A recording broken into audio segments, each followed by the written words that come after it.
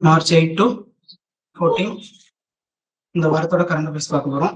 நாளைக்கு மதியம் 3 மணிக்கு அப்புறம் எல்லாருமே கொஞ்சம் கவனிங்க. இன்னைக்கு நியூஸ் ஸ்டார்ட் பண்றோம். மார்ச் 8ஆம் தேதியில இருந்து 14ஆம் தேதி வரைக்கும். நாளைக்கு மதியம் எலெக்ஷன் கமிஷன் தமிழ்நாட்டுக்கான தேர்தல் தேதி அறிவிக்கிறதுக்கான வாய்ப்பு இருக்கு. நாளைக்கு மதியம் ஒரு பிரஸ் மீட்ல எலெக்ஷன் கமிஷனர் யார், இன்னைக்கு chief election commissioner Gyanesh Kumar press முன்னாடி வந்து நின்று தமிழ்நாடு, மேற்கு வங்கம், கேரளா, புதுச்சேரி, அசாம் இந்த 5 மாநிலங்களுடைய தேர்தலை இந்த தேதியில நடத்த திட்டமிட்டிருக்கிறோம் அப்படின்னு சொல்லி முடிக்கும் போதே அங்க மாரல் கோட் ஆஃப் கண்டக்ட் அப்படின்னு ஒண்ணு செயல்பாட்டுக்கு வந்துடும். MCC அப்படின்னு சொல்லுவோம். அப்ப தமிழ்ல என்ன சொல்லுவோம்? தேர்தல் நடத்தை விதிமுறைகள். தேர்தல் நடத்தை விதிகளுக்கு அப்புறம் கவர்மெண்டோட ரோல் வேற மாதிரி மாறும். எலெக்ஷன் கமிஷனோட ரோல் வந்து மெஜாரிட்டி பார்ட்டை ஹேண்டில் பண்ற மாதிரி இருக்கும். அப்ப நாளைக்கு நீங்க அதுக்கப்புறம் ஒரு எக்ஸாம் ஃபேஸ் பண்றீங்க. நான் போன வாரமே சொன்ன மாதிரி தான், ஒரு எலெக்ஷனுக்கு அப்புறம் இமீடியட்டா நீங்க ஒரு எக்ஸாமினேஷன் ப்ரிலிம்ஸோ மெயின்ஸோ ஃபேஸ் பண்ண போறீங்க அப்படின்னு போது ஒரு கொஸ்டின் பேப்பர் செட் பண்ணிருக்க ஒரு டீச்சருக்கு இதை பத்தி ஏதாவது கொஸ்டின் கேட்கலான்றது ரொம்ப ஆப்வியஸா ஒரு ஃப்ளோ. அதனால மாரல் கோட் ஆஃப் கண்டக்ட் என்னன்றது படிக்கிறதுல உங்களுக்கு புரிதல் இருந்து ஆரம்பிச்சிடணும். TNPSC பழைய விஷயம் இருக்கு. தேர்தல் நடத்தை விதிமுறைகள் தொடர்பான பின்வரும் கூற்றுகளில் சரியானவற்றை தேர்வு செய்யுங்க. Choose the correct statement regarding moral code of conduct அப்படின்னு கேட்டிருக்கிறான். அப்போ தேர்தல் தேதி அறிவிக்கப்பட்டதிலிருந்து தேர்தல் நடத்தி முடிக்கும் வரை, தேர்தல் வாக்கு எண்ணிக்கை அறிவிக்கப்படும் வரை, புதிய அரசு பொறுப்பேற்கும் வரை, இப்படி கண்டிஷன்ஸ் இருக்கும். பிரச்சாரம் முடியும் வரை ஃபர்ஸ்ட் கண்டிஷன்ல. பிரச்சாரம் முடியும் கேள்விப்பட்டிருக்கீங்களா? எலெக்ஷனுக்கு ஒரு நாள் முன்னாடியே ஈவினிங் 5 மணிக்கு அப்புறம் ஒரு வேலை விட்டு வெளியே வரக்கூடாதுன்னு சொல்லுவாங்க பிரச்சாரம் பண்றேன்னு. அப்ப அந்த பிரச்சாரம் முடிகிற வரைக்குமே MCC இருக்குமா? எலெக்ஷன் முடிகிற வரைக்கும் இருக்குமா? ஓட்டு எண்ணிக்கை முடியுமா? இல்ல புது முதலமைச்சர் பொறுப்பேற்கிற வரைக்கும் இருக்குமா அப்படின்னு கேட்டிருக்கான். அப்ப எது வரைக்கும் இருக்கும் அப்படின்றது நீங்க ஆன்சர் எல்லாருக்கும் தெரியுதான்னு ஒரு முறை செக் பண்ணி பார்த்துட்டு, ஓகேங்களா? சோ இன்னைக்கு ஆரம்பிச்சு மேபி இந்த 1 மந்த் முழுக்க உங்களுக்கு எலெக்ஷன் ரிலேட்டட் நியூஸ் தான் நிறைய இருக்கும். என்ன ஆப் யூஸ் பண்றாங்க, என்ன அவசர எண் கொடுக்குறாங்க, ஒரு இடத்துல தேர்தல் முறைகேடுகள் ஏதாவது நடக்குது அப்படின்னா அதை கம்ப்ளைண்ட் பண்றதுக்கு CVK அப்படின்னு ஒரு ஆப் கொடுத்துருப்பாங்க.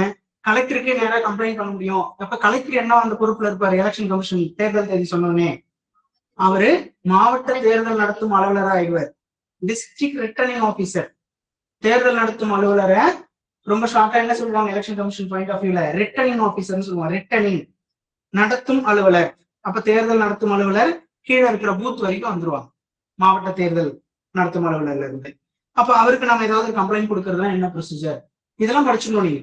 இப்ப உங்க தொகுதி இருக்கு, ஒரு பார்லிமெண்டரி கான்ஸ்டிடுவன்சி அப்படின்னு சொன்னோம்னு வச்சுக்கோங்களேன், கிட்டத்தட்ட ஒரு 30 லட்சம் பேர் கவர் பண்ற மாதிரி இருக்கும். ஒரு பாராளுமன்ற தொகுதிக்கு அப்படின்னு எடுத்துக்கிட்டீங்கன்னா ஒரு டிஸ்ட்ரிக்ட் கலெக்டர் வந்து ரிட்டர்னிங் ஆபீசரா இருப்பார்.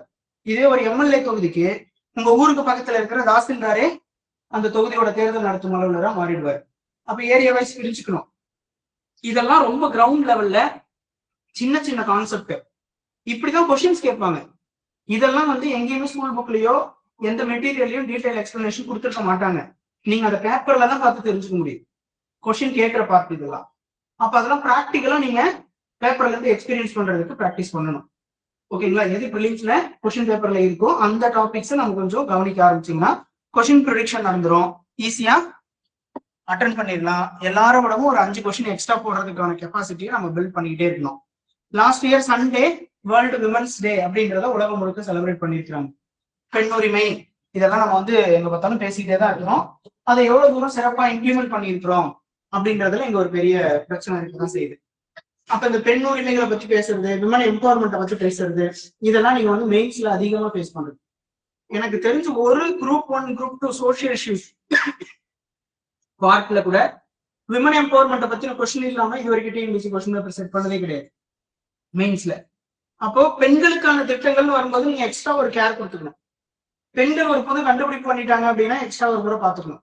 பெண்களால் உருவாக்கப்பட்டது, பெண்கள் தான் அந்த அமைப்பின் தலைவரா இருக்காங்க, முதல் பெண் தலைவர், முதல் பெண் பிரதமர் அப்படின்னு இருக்கிற நேம் எல்லாம் நீங்க எக்ஸ்ட்ரா படிக்கிறதுக்கான கண்டென்ட் இம்பார்ட்டன்ட் அப்படின்னு பார்த்துக்க வேண்டியதுதான்.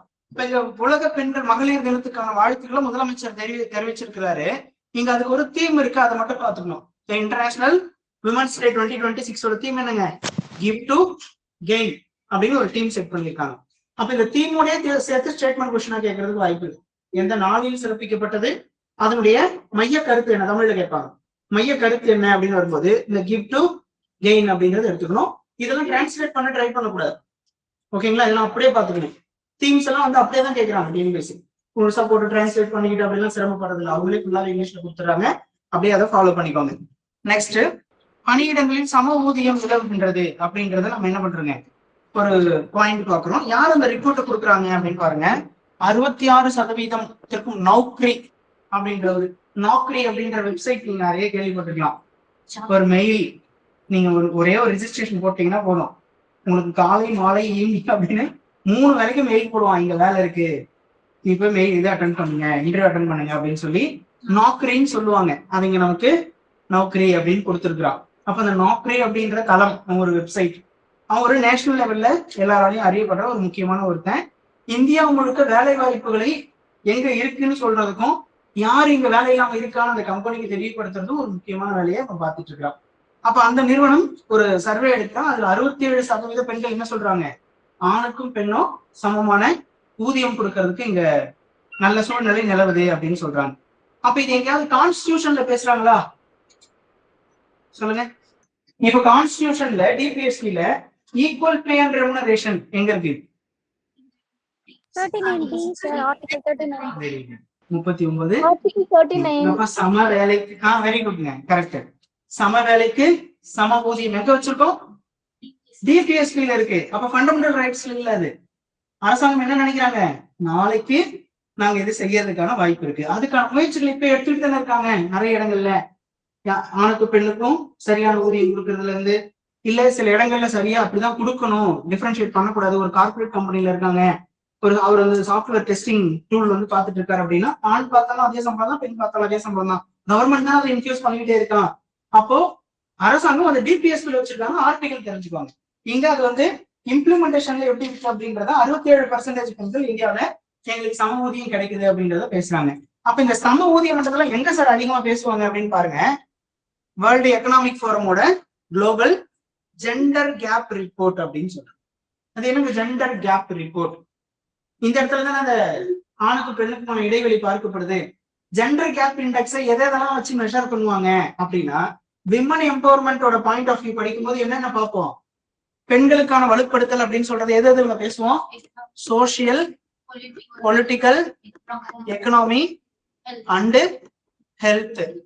அப்ப இந்த 4 துறைகள்ல பெண்களுடைய வளர்ச்சி பத்தி பேசுறதுதான் விமன் எம்பவர்மெண்ட்னு பேசுறோம். இந்த துறையில இந்த பொலிட்டிக்கல் எம்பவர்மெண்ட் ஏன் பண்றோம் பாருங்க.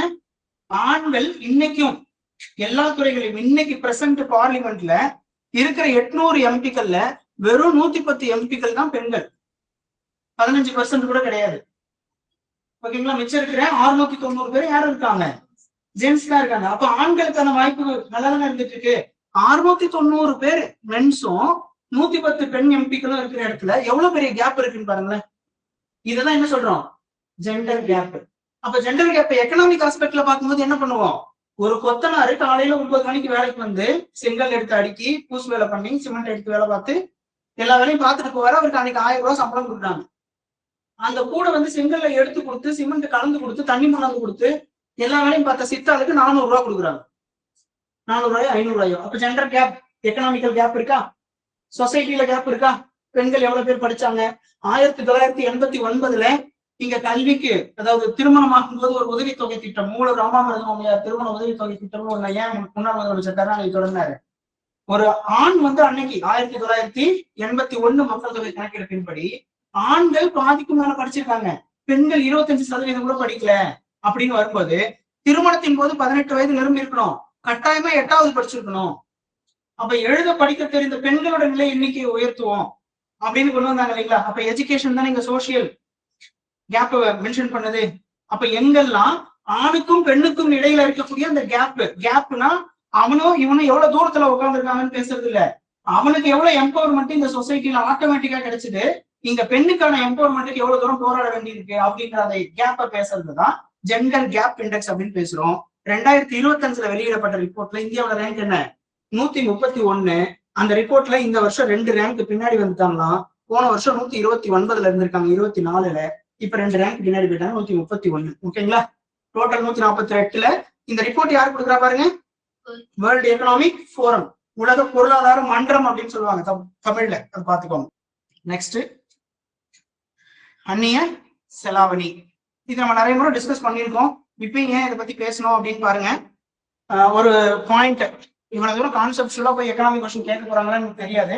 ஆனா டிஎன்பிஎஸ்சி இப்ப நம்ம யூபிஎஸ்சி மாதிரியே அன்பிரடிக்டபிள் கொஸ்டின்ஸ் கேட்க ஆரம்பிச்சிட்டாங்க, எக்கனாமில கூட கான்செப்ட்ல போகுது அப்படின்னா சொல்லி. இங்க ஒரு முக்கியமான பாயிண்ட் இருக்கு பாருங்க. மதிப்பீட்டு வாரத்தில் இந்தியாவின் தங்க கையிருப்பு $414.1 கோடி. 414 கோடி டாலர், புரியுதுங்களா? இந்த கோடியோட இன்ட்டு டாலரோட மதிப்பு மல்டிப்ளை பண்ணணும். அப்ப அமௌண்ட்டை பாத்துக்கோங்க. அப்ப நியர்லி 5000 crores ஆர் 4000 crores அப்படின்னு வரும். அதிகரித்து 13,163 கோடி டாலராக உள்ளது. இதை நீங்க என்ன பண்ணிடணும்? இப்போ ஏன் இந்த பார்ட் எடுத்திருக்கேன், நீங்க என்ன விஷயத்த கவனிக்கணும் அப்படின்னு பாருங்க. டோட்டல் இந்தியாவோட அந்நிய செலாவணி அந்நிய செலாவணி கையிருப்புல யாருக்கும் எந்த டவுட் இல்லைல்ல? எக்கனாமிக் கிளாஸ் முடிஞ்சிருந்ததுன்னா ஓரளவுக்கு படிச்சுட்டு இருப்பீங்க. இல்லைனாலும் பாருங்க, ஃபாரெக்ஸ்ன்னு சொல்லுவாங்க. அந்நிய செலாவணி கையிருப்பு, ஃபாரின் எக்ஸ்சேஞ்ச். இது யாரோட கட்டுப்பாட்டுல இருக்கும்? ஆர்பிஐயோட கட்டுப்பாட்டுல இருக்கு. எதுக்காக வச்சிருப்பாங்க இதை? இம்போர்ட் அண்ட் எக்ஸ்போர்ட் டைம் பாக்குறதுக்கு, டைம்ல வந்து மேனேஜ் பண்றதுக்கு கரண்ட் அக்கௌண்ட் அப்படின்னு சொல்லுவாங்க. இந்த கரண்ட் அக்கௌண்ட் அப்படின்றது இம்போர்ட் அண்ட் எக்ஸ்போர்ட் டைம்ல நம்ம அந்த டாலர் வந்து பே பண்றதுக்காக நம்ம யூஸ் பண்ற ஒரு ரிசர்வ் நம்ம கையில வச்சிருக்கணும் அப்படின்னு சொல்றது. அப்ப அந்த ரிசர்வ் மேனேஜ் பண்ணிட்டு இருக்கிறது யாரு? ஆர்பிஐ. என் கையில மாசம் மாசம் எவ்வளவு இருக்கு அப்படின்னு வச்சு ஒரு நம்பர் கொடுக்குறான். அது போன வாரம் கொடுத்த ரிப்போர்ட்ல எவ்வளவு வந்திருக்குங்க? 72,849 கோடி டாலர்னு வந்திருக்கு. அப்ப இவ்வளவையும் அப்படியே எடுத்து டாலரா வச்சிருக்கோம்னா ஃபாரெக்ஸ் ரிசர்வ் அப்படின்னு வரும்போது கிடையாது. நிறைய ஃபார்மேட்ல வச்சிருப்பான். அதை இங்க இருந்து படிங்க. டாலர் அல்லாத யூரோ, பவுண்டு, என் போன்ற பிற செலவாணி 10 நாட்டோட கரன்சி வச்சிருக்கான். மதிப்பு மாற்றங்கள் ஏற்ற இறக்கங்களின் அடிப்படையில் இந்த நாணய மதிப்புகள் கணக்கிடப்படுகின்றன. வேற என்னென்ன வச்சிருப்பான் பாருங்க. ஸ்பெஷல் டிராயிங் ரைட்ஸ் அப்படின்னு சொல்லுவாங்க. ஐஎம்எஃப்ல, சர்வதேச நாணய நிதியத்துல எஸ்டிஆர், இதை படிங்க. சிறப்பு வரைவு உரிமைகள் அப்படின்னு சொல்லுவோம். அது என்னங்க சிறப்பு வரைவு உரிமம்? இப்போ ஐஎம்எஃப்ல ஒரு அமைப்பு இருக்கானா, கேள்விப்பட்டிருக்கீங்களா? இன்டர்நேஷனல் மானிட்டரி ஃபண்ட் அப்படின்னு சொல்லி. இந்த இன்டர்நேஷனல் மானிட்டரி ஃபண்ட் கிட்ட எல்லாரும் ஆளுக்கு அவன் கையில இருக்கிற காசெல்லாம் கொடுத்து அவங்ககிட்ட ஒரு கார்பஸ் கிரியேட் பண்ணுவான். ஓகேங்களா? இப்ப அந்த கார்பஸோட வேல்யூ 100ன்னு வச்சுப்போம். அதுல இந்தியா எவ்வளவு கொடுத்து வச்சிருக்காங்க? 5 ரூபா கொடுத்து வச்சிருக்காங்க. அப்ப சிறப்பு வரைவு உரிமம். இந்த 100 ரூபாயில இருந்து இந்தியா எவ்வளவு பர்சன்டேஜ் இந்தியா எடுத்துக்க முடியும்? 5% எடுக்க முடியும். எப்ப எடுப்பாங்க இந்த ஸ்பெஷல் டிராயிங் ரைட்ட? எனக்கு எப்பெல்லாம் பேலன்ஸ் ஆஃப் பேமெண்ட்ல பிரச்சனை வருதோ, டாலர் என் கையில இருப்பு இல்ல. ஸ்ரீலங்கா 2 வருஷம் முன்னாடி திவாலானால டாலர் இருப்பு இல்லாம, பாகிஸ்தான் போன வருஷம் திவாலானா, நாம 1991 திவாலாக காத்திருந்தோமா? 7 நாளைக்கு கூட இருப்பு இல்லாம முன்னாள் பிரதமர் நரசிம்மராவ் எவ்வளவு சிரமப்பட்டு எல்பிஜி கான்செப்ட் கொண்டு வர ட்ரை பண்ணாரு. அப்ப அந்த எல்பிஜி கொண்டு வரதுக்கு சூழல் என்ன? கையில டாலர்ஸ் இல்ல, க்ளோஸ் எக்கனாமி, டாலர் உள்ள வர்றதுக்கான வழி இல்ல. அப்போ ஓபன் பண்ணி விடுறோம். லிபரலைசேஷன், பிரைவேடைசேஷன், குளோபலைசேஷன் அப்படின்னு சொல்லி அப்போ உருவாக்குற இந்த கான்செப்ட் தான் ஒவ்வொரு நாடும் உன் கையில இருக்கிற எக்ஸஸ் மணி என்ன பண்ணு, என்கிட்ட ரிசர்வா கொடுத்து வை அப்படின்றத நீ என்ன பண்ணிக்கலாம், உன்னோட அவசரத்துக்கு நான் எப்ப தேவையோ கொடுப்பேன் அப்படின்னு சொல்றதுதான் special drawing rights in IMF. இங்க சொல்லியிருக்காங்களா? சிறப்பு வரைவு உரிமைகள் 2.6 கோடி டாலர் அதிகரித்து 1887 கோடி டாலராக உள்ளது. ஐஎம்எஃப்ல மட்டும் எவ்வளவு டாலர் கொடுத்து வச்சிருக்காங்கன்னு பாருங்க. கிட்டத்தட்ட 2000 கோடி டாலர். டாலரோட மதிப்பு இன்டு 90 மல்டிப்ளை பண்ணிக்க வேண்டியதுதான். புரியுதுங்களா? இப்ப இந்த கான்செப்ட் எல்லாம் பேசிக். ஓகேவா? Choose the correct statement, correct options regarding forex reserve அப்படின்னு கொடுத்து கீழே 1, 2, 3, 4 நிறைய லிஸ்ட் எழுதிட்டான். 1ல வந்து டாலர் இருக்கு, 2ல வந்து யூரோ, 3ல பவுண்டு, 4ல என், 5ல கோல்டு, 6ல எஸ்டிஆர். இப்ப இதுல சூஸ் த கரெக்ட் ஆப்ஷன் கொடுத்து டீல 1, 2, 3, 4, 5, 6 ஆல் தி அபவுட் கொடுத்துருக்கேன். கரெக்டா? எல்லாமே வந்துருமா? இங்க இருக்கிற பேப்பர்லயே யூரோவா இருக்கு, பவுண்டா இருக்கு, எண்ணா இருக்கு, டாலர் வச்சிருக்காங்க, கோல்டா ரிசர்வ் வச்சிருக்காங்க, ஐஎம்எஃப்ல ரிசர்வ் அதாவது ஸ்பெஷல் டிராயிங் ரைட்ஸ் வச்சிருக்காங்க. அப்போ அந்நிய செலாவணியா என்னென்னலாம் ஆர்பிஐ வச்சிருப்பாங்கன்னு கேட்டா டாலர் மட்டும் தான் சொல்லக்கூடாது. சூஸ் த கரெக்ட் ஆப்ஷன் அப்படி கொடுத்தா தப்பு. நிறைய ஃபார்மேட்ல வச்சிருப்பாங்க. இதோட மொத்த வேல்யூ சேர்த்துதான் எந்த அமௌண்ட்? 72,850 crore டாலர் அப்படின்னு சொல்றது. ஓகேங்களா? புரிஞ்சுதுங்களா? இப்ப இதுல என்ன சார் புரிஞ்சுக்கணும்? வேற இன்டர்நேஷனல் மார்க்கெட்ல இருக்கிற ஒரு பிரச்சனைய நான் இன்னொன்னு எப்படி ஐடென்டிஃபை பண்ணிக்கணும்? ஏன் கோல்டோட பிரைஸ் ஏறுது அப்படின்றதுக்கு ஒரு பெரிய விவாதம் நடந்துட்டே இருக்குல்ல. என்ன காரணம்னு பாருங்க. இந்தியாவின் தங்க இருப்பு 414 கோடி டாலர் அதிகரிச்சிருக்குல்ல. அப்ப என்ன பண்ணிருக்காங்க கவர்மெண்ட்? கை காசை போட்டு கோல்டு வாங்கி பீரோல வச்சிருக்காங்க. இந்தியன் கவர்மெண்ட் வாங்குற மாதிரி என்ன பண்ணிட்டு இருக்கான், இன்டர்நேஷனல் லெவல்ல டாலர் மீதான நம்பகத்தன்மை குறைஞ்சதுனால நிறைய கண்ட்ரிஸ் கோல்டு மேல இன்வெஸ்ட் பண்ணி வாங்கி குவிச்சிட்டு இருக்கான். நேத்து வரைக்கும் இன்னைக்கு வரைக்கும் மார்க்கெட்ல தக்காளி கிலோ 20 ரூபாய். நாளைக்கு எல்லா வீட்லயும் நான் தக்காளி சாதம் பண்றேன்னு ஆளுக்கு 2 கிலோ எக்ஸ்ட்ரா வாங்கினாங்கன்னா இன்னும் 2 நாள்ல தக்காளி 40 ரூபாய் ஆயிடும். புரியுதுங்களா? வழக்கமான சாம்பார் காரக்குழம்புன்னு ஒரு தக்காளி எடுத்துட்டு இருந்தா தக்காளி விலை இதே வேகத்துல போயிட்டு இருக்கும். எல்லா குடும்பத்திலயும் நாளைக்கு முந்தானத்து பண்ணணும்ல பெட்ரோல் டீசலுக்கு போய் வீட்டுல இருக்க வாட்டர் கேன் எல்லாம் கவுத்துட்டு எடுத்துன்னு ஓடிட்டா 20 லிட்டர் கேன்ல போய் குடிச்சிட்டு இருக்கானுங்க. ஏன்டா கொஞ்சமாவது உங்களுக்கு மனசாட்சி இருக்காடா, நீங்களா உருவாக்கி அதை கொண்டு போய் வீட்டுல வேற வைக்கிறானுங்க. 20 லிட்டர் கேன்ல பெட்ரோல் குடிச்சு போய் பாருங்க, என்னமோ சொல்லுவாங்க இல்ல, எதுக்கோ பயந்து எங்கேயோ ஒளிஞ்ச கதைன்னு. இவனுக்கு வெளியே வர டிமாண்டுக்கு பயந்து பெட்ரோலை கொண்டு போய் வீட்டுல வைக்கிற கதை அந்த மாதிரிதான். அப்ப நம்மளால என்ன பண்ணிடுவான், கொண்டு போய் அதிகமான பர்ச்சேஸ், இது ஏதாவது பிரச்சனை வந்துருமோன்னு பயந்து கன்சம்ஷன் இன்க்ரீஸ் பண்ணும்போது டிமாண்ட் இன்க்ரீஸ் ஆகுது, ஆட்டோமேட்டிக்கா விலையும் கூட்டிடுது. அப்ப தங்கத்தோட சர்வதேச மதிப்பு ஏன் கூட்டிகிட்டே இருக்குன்னு பாருங்க. இது நான் தொடர்ந்து 10 வாரத்துக்கு மேல கவனிச்சுட்டு இருக்கேன். நீங்க இதை கொஞ்சம் இனிமே கவனிச்சு பாருங்க. வாரம் தங்கத்தோட இருப்பு அதிகரிச்சுக்கிட்டே இருக்கு. அப்ப டோட்டல் நம்பர் ஆஃப் 72,000 அப்படின்னு ஒரு ரவுண்ட் ஆஃப் வச்சுக்கிட்டு கோல்டு மட்டும் அதுல எவ்வளவா இருக்கான், 13,000 அப்படின்னு வச்சுக்கலாம். நியர்லி 20%. வெறும் 5% இருந்த கோல்டு ரிசர்வ் எத்தனை பர்சன்டா மாத்திட்டாங்க, 20% மாத்திட்டாங்க. அப்ப கவர்மெண்டோட கோல்டு ரிசர்வ் ஜாஸ்தி ஆகும் போது இன்டர்நேஷனல் மார்க்கெட்ல தங்கத்தோட விலை ஜாஸ்தி ஆயிட்டே இருக்கு. இது ரொம்ப கான்செப்டுவலா சுத்தி வர மாதிரி இருக்கும். எல்லாருக்கும் புரிஞ்சது எனக்கு தெரியல, ஆனா உங்களுக்கு எங்கேயோ ஒரு இடத்துல இந்த மெயின்ஸ் ரிஃப்ளெக்ட் ஆகும். ஏன்னா இந்த வருஷம் முழுக்க நீங்க ஃபேஸ் பண்ணிட்டு இருக்கீங்க gold price increases, crude oil prices, forex reserve, இந்த பிரச்சனை எல்லாம் பேசிக்கிட்டே இருக்கீங்களா, ஃபேஸ் பண்ணிட்டே இருக்கீங்களா. மெயின்ஸ் நீங்க எழுதும் போது கண்டிப்பா ஃபேஸ் பண்ணுங்க. ஓகேங்களா? ப்ரிலிம்ஸ்க்கு இது எங்க கேட்பாங்கன்றதையும் நான் சொல்லிட்டேன். ஓகேங்களா? இந்த பார்ட் எதெல்லாம் ஃபாரெக்ஸ் ரிசர்வா இருக்கும் அப்படின்றத ப்ரிலிம்ஸ் கொஸ்டினா கேட்க வாய்ப்பு இருக்கு. அது யார் கண்ட்ரோல்ல இருக்குன்னு கேட்கலாம். ஓகேங்களா? ஆர்பிஐ கண்ட்ரோல்ல, ஐஎம்எஃப்ல இருக்க ஸ்பெஷல் டிராயிங் ரைட்ஸ் பத்தி கேட்கலாம். ஓகேவா? அதெல்லாம் கொஞ்சம் தெளிவா பாத்துக்கங்க. இல்ல உங்களுக்கு ஒரு சின்ன ஹோம்ஒர்க் பாக்குறீங்க அப்படின்னா, நான் இங்க ஒரு 5% உங்களுக்கு புரியறதுக்காக சொல்லியிருக்கேன்ல, ஐஎம்எஃப்ல இந்தியாவோட ரிசர்வ் எத்தனை பர்சன்டேஜ், வேர்ல்டு பேங்க்ல இந்தியாவோட ரிசர்வ் எத்தனை பர்சன்டேஜ் அப்படின்னு பார்த்து பக்கத்துல எழுதுங்க. ஐஎம்எஃப்லயும் வேர்ல்டு பேங்க்லயும் இந்தியாவோட ரிசர்வ் எத்தனை பர்சன்ட். நெக்ஸ்ட் இது பாருங்க, பெண்கள் மேம்பாட்டுக்கு 4,600 கோடி சமூக கடன். இது வந்து எனக்கு பெருசா ஃபேக்சுவலா இல்ல, ஜஸ்ட் ஒரு விமன் எம்பவர்மெண்ட். இந்த வாரம் முழுக்க இன்டர்நேஷனல் விமன்ஸ் டே, அப்புறம் ஜெண்டர் கேப் பத்தி ஒரு நியூஸ் பார்த்தோம். அப்படி பார்க்கும்போது இங்க விமன்ஸ் வந்து இன்னும் எக்கனாமிக்கலா எம்பவர் பண்றதுக்கு என்னென்ன ஸ்கீம்ஸ் இருக்கு உங்ககிட்ட கேட்டா நீங்க 100 ஸ்கீம் சொல்லலாம். மகளிர் உரிமை தொகையில இருந்து, செல்ஃப் ஹெல்ப் குரூப்ல இருந்து, ட்ரோன் தீதியில இருந்து, ஓகேங்களா, நூற்றுக்கணக்கான திட்டங்கள் இருக்கு.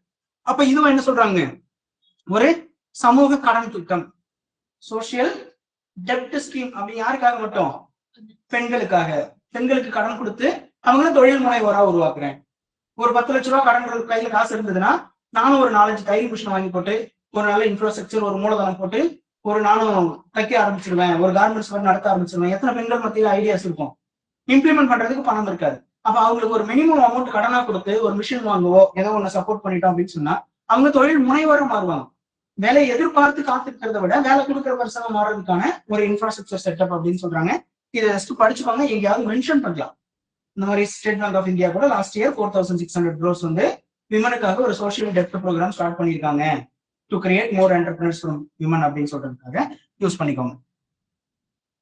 நெக்ஸ்ட், சிறப்பு பொருளாதார மண்டல கொள்கையில் பெரும் சீர்திருத்தங்களுக்கு பரிந்துரைகள் அப்படின்னு சொல்றாங்க. அப்போ ஜஸ்ட் இந்த பக்கம் இருக்கிற அந்த 2 பாயிண்ட பார்த்துட்டு வந்துருங்களேன். இங்க Asia's first export promotion zone அப்படின்னு ஒண்ணு கிரியேட் பண்றாங்க. ஆசியாலேயே ஃபர்ஸ்ட் எக்ஸ்போர்ட் ப்ரொமோஷன் ஜோன் புரியுதுங்களா? எக்ஸ்போர்ட், ஏற்றுமதியை அதிகரித்தல். நிறைய இடத்துல இந்த ஏற்றுமதி எக்ஸ்போர்ட்டை பத்தி பேசிக்கிட்டே இருக்கும். என்ன விஷயம்னு பாருங்களேன். இது நான் முன்னாடி உங்களுக்கு சொல்லியிருக்கேன், நீங்க படிச்சு கூட இருக்கலாம். சென்னை வந்து ஏசியாஸ் டெட்ராய்ட் எதுக்கு, ஆட்டோமொபைல் இண்டஸ்ட்ரிக்காக நிறைய மேனுஃபேக்சரிங் பண்றோம். இங்க இது இந்தியாவுடைய தேவையை ஓரளவுக்கு நல்லாவே பூர்த்தி பண்ணிட்டு இருக்கு. அப்ப டெய்லி ஒரு 100 கார் உற்பத்தி பண்ணிட்டு இருக்காங்க. இப்ப என்ன பண்றாங்க, எல்லா கம்பெனியும் பக்கத்துல இன்னொரு பிளான்ட் போடுறாங்க. போட்டு ஏற்கனவே அவங்க கிட்ட 1 லட்சம் பேர் வேலை பார்க்கறாங்க. எல்லா கார் கம்பெனியும் சேர்த்து இன்னொரு 1 லட்சம் பேர் வேலைக்கு எடுக்கிறாங்க. உற்பத்தி பண்ணி என்ன பண்ண போற, வெளிநாட்டுல நிறைய வாய்ப்பு இருக்கு, நம்ம காருக்கான தேவை இருக்கு.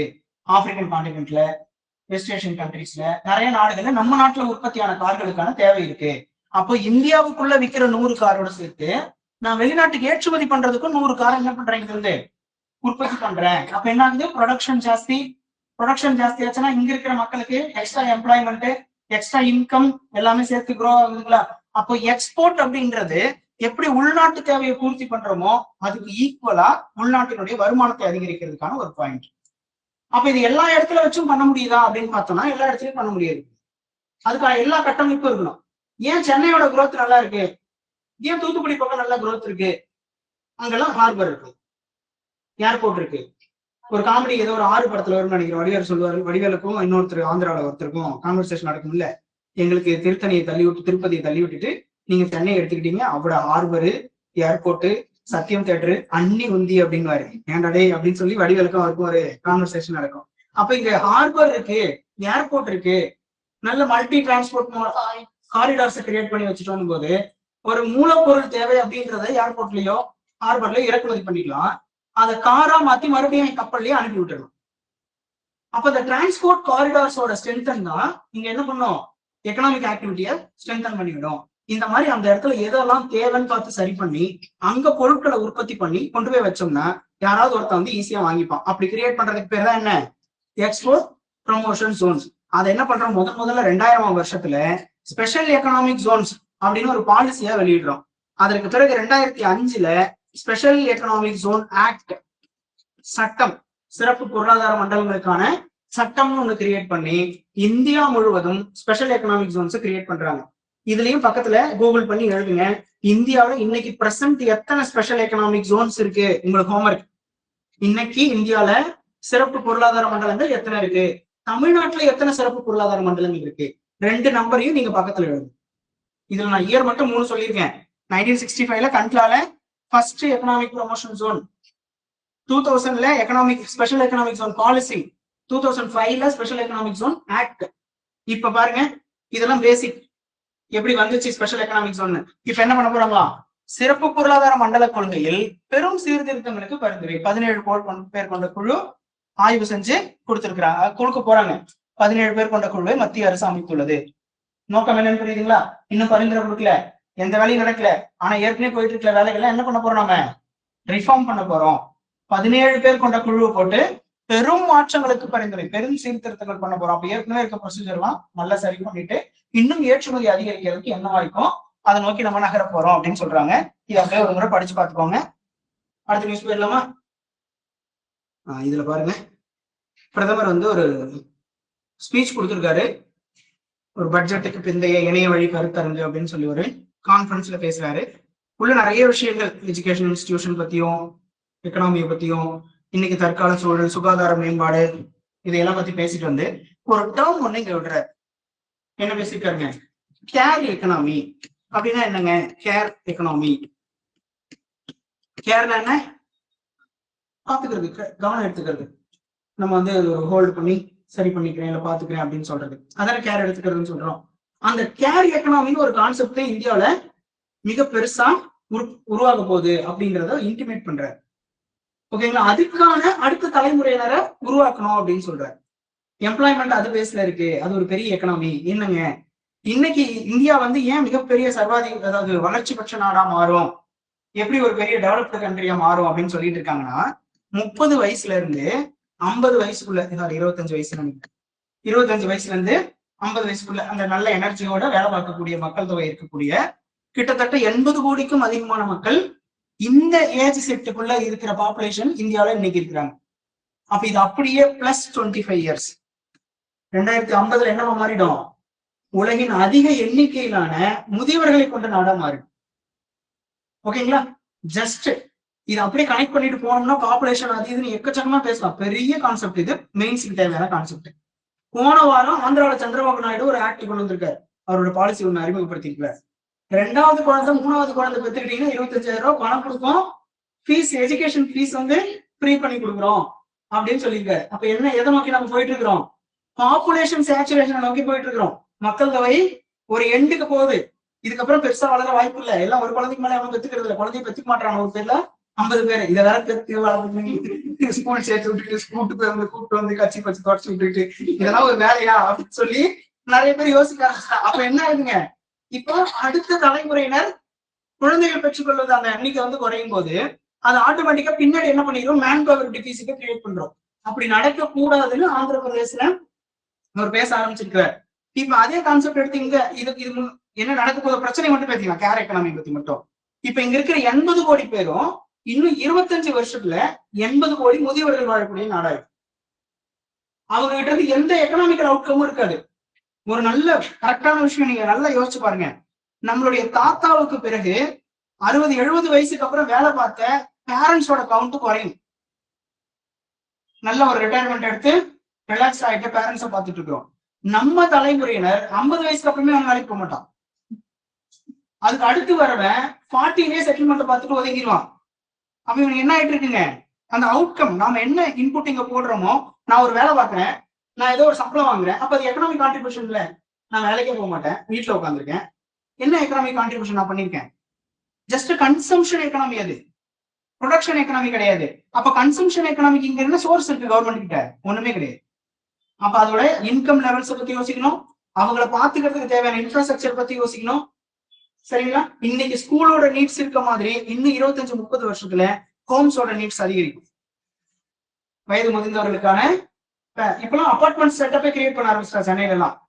ஓல்டேஜ் செட்டப், அபார்ட்மெண்ட் செட்டப்னு சொல்லிட்டு அந்த ஒவ்வொரு வீடும் அந்த வயது முதிர்ந்தவர்களுக்கு அவங்களே ஃபுல்லா மெயின்டெனன்ஸ் எல்லாம் பாத்துப்பாங்க, எல்லாமே பாத்துப்பாங்க, ஃபுட்டு கொடுத்துருவாங்க, நம்ம பணம் மட்டும் கட்டினா போதும். அப்ப புரியுதுங்களா ஃபியூச்சர் எதை நோக்கி போயிட்டு இருக்குன்னு? அததான் இங்க பேசுறாரு. ஜஸ்ட் கொஞ்சம் கவனிங்க, இதெல்லாம் ரொம்ப ரொம்ப இம்பார்ட்டன்ட். கேர் எக்கனாமி அப்படின்றதுலாம் இன்னைக்கு கேர் எக்கனாமினா எதை மென்ஷன் பண்ணுதுன்னு சூஸ் த கரெக்ட் ஆப்ஷன் ப்ரிலிம்ஸ்ல கேட்கலாம். ஆனா இதுதான் உங்களுக்கு மெயின்ஸ்ல வந்துட்டோம். வயது முதிர்ந்த சீனியர் சிட்டிசன்ஸ் பத்தி நிறைய கொஸ்டின் கேட்கறாங்க, சீனியர் சிட்டிசன்ஸ்க்கான ப்ரோக்ராம்ஸ் பத்தி கேட்கறாங்க. அதனால கொஞ்சம் நல்லா பார்த்து வச்சுக்கோங்க, தேவைப்படும். அடுத்த கண்டென்ட் போயிடலாம். இங்க பாருங்க, மதுரை விமான நிலையத்துக்கு சர்வதேச விமான நிலைய அந்தஸ்து. இங்க பாருங்க எதாவது அப்படி பக்கத்துல எடுத்து போட்டேன். தமிழ்நாட்டை சுத்தி என்னென்ன ஏர்போர்ட் இருக்கு, அதுல எதெல்லாம் இன்டர்நேஷனல் எதெல்லாம் டொமஸ்டிக் அப்படின்னு சொல்லியிருக்கேன். சென்னை வந்து international, Coimbatore international, Madurai international, Tiruchirappalli international, Thoothukudi வந்து டொமஸ்டிக், சேலம் வந்து டொமஸ்டிக், பாண்டிச்சேரி டொமஸ்டிக், அப்புறம் ஒசூர் வந்து டொமஸ்டிக் தான்.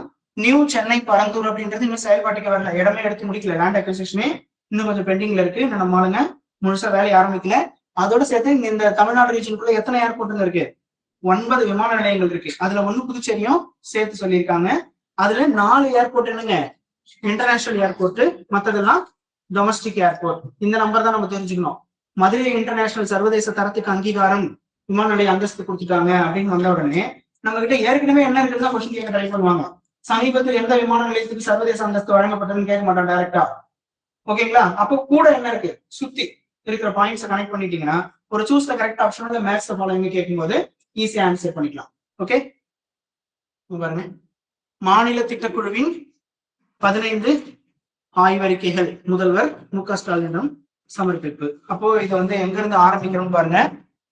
மாநில திட்டக்குழுவின் துணைத் தலைவர் ஜெயரஞ்சன்.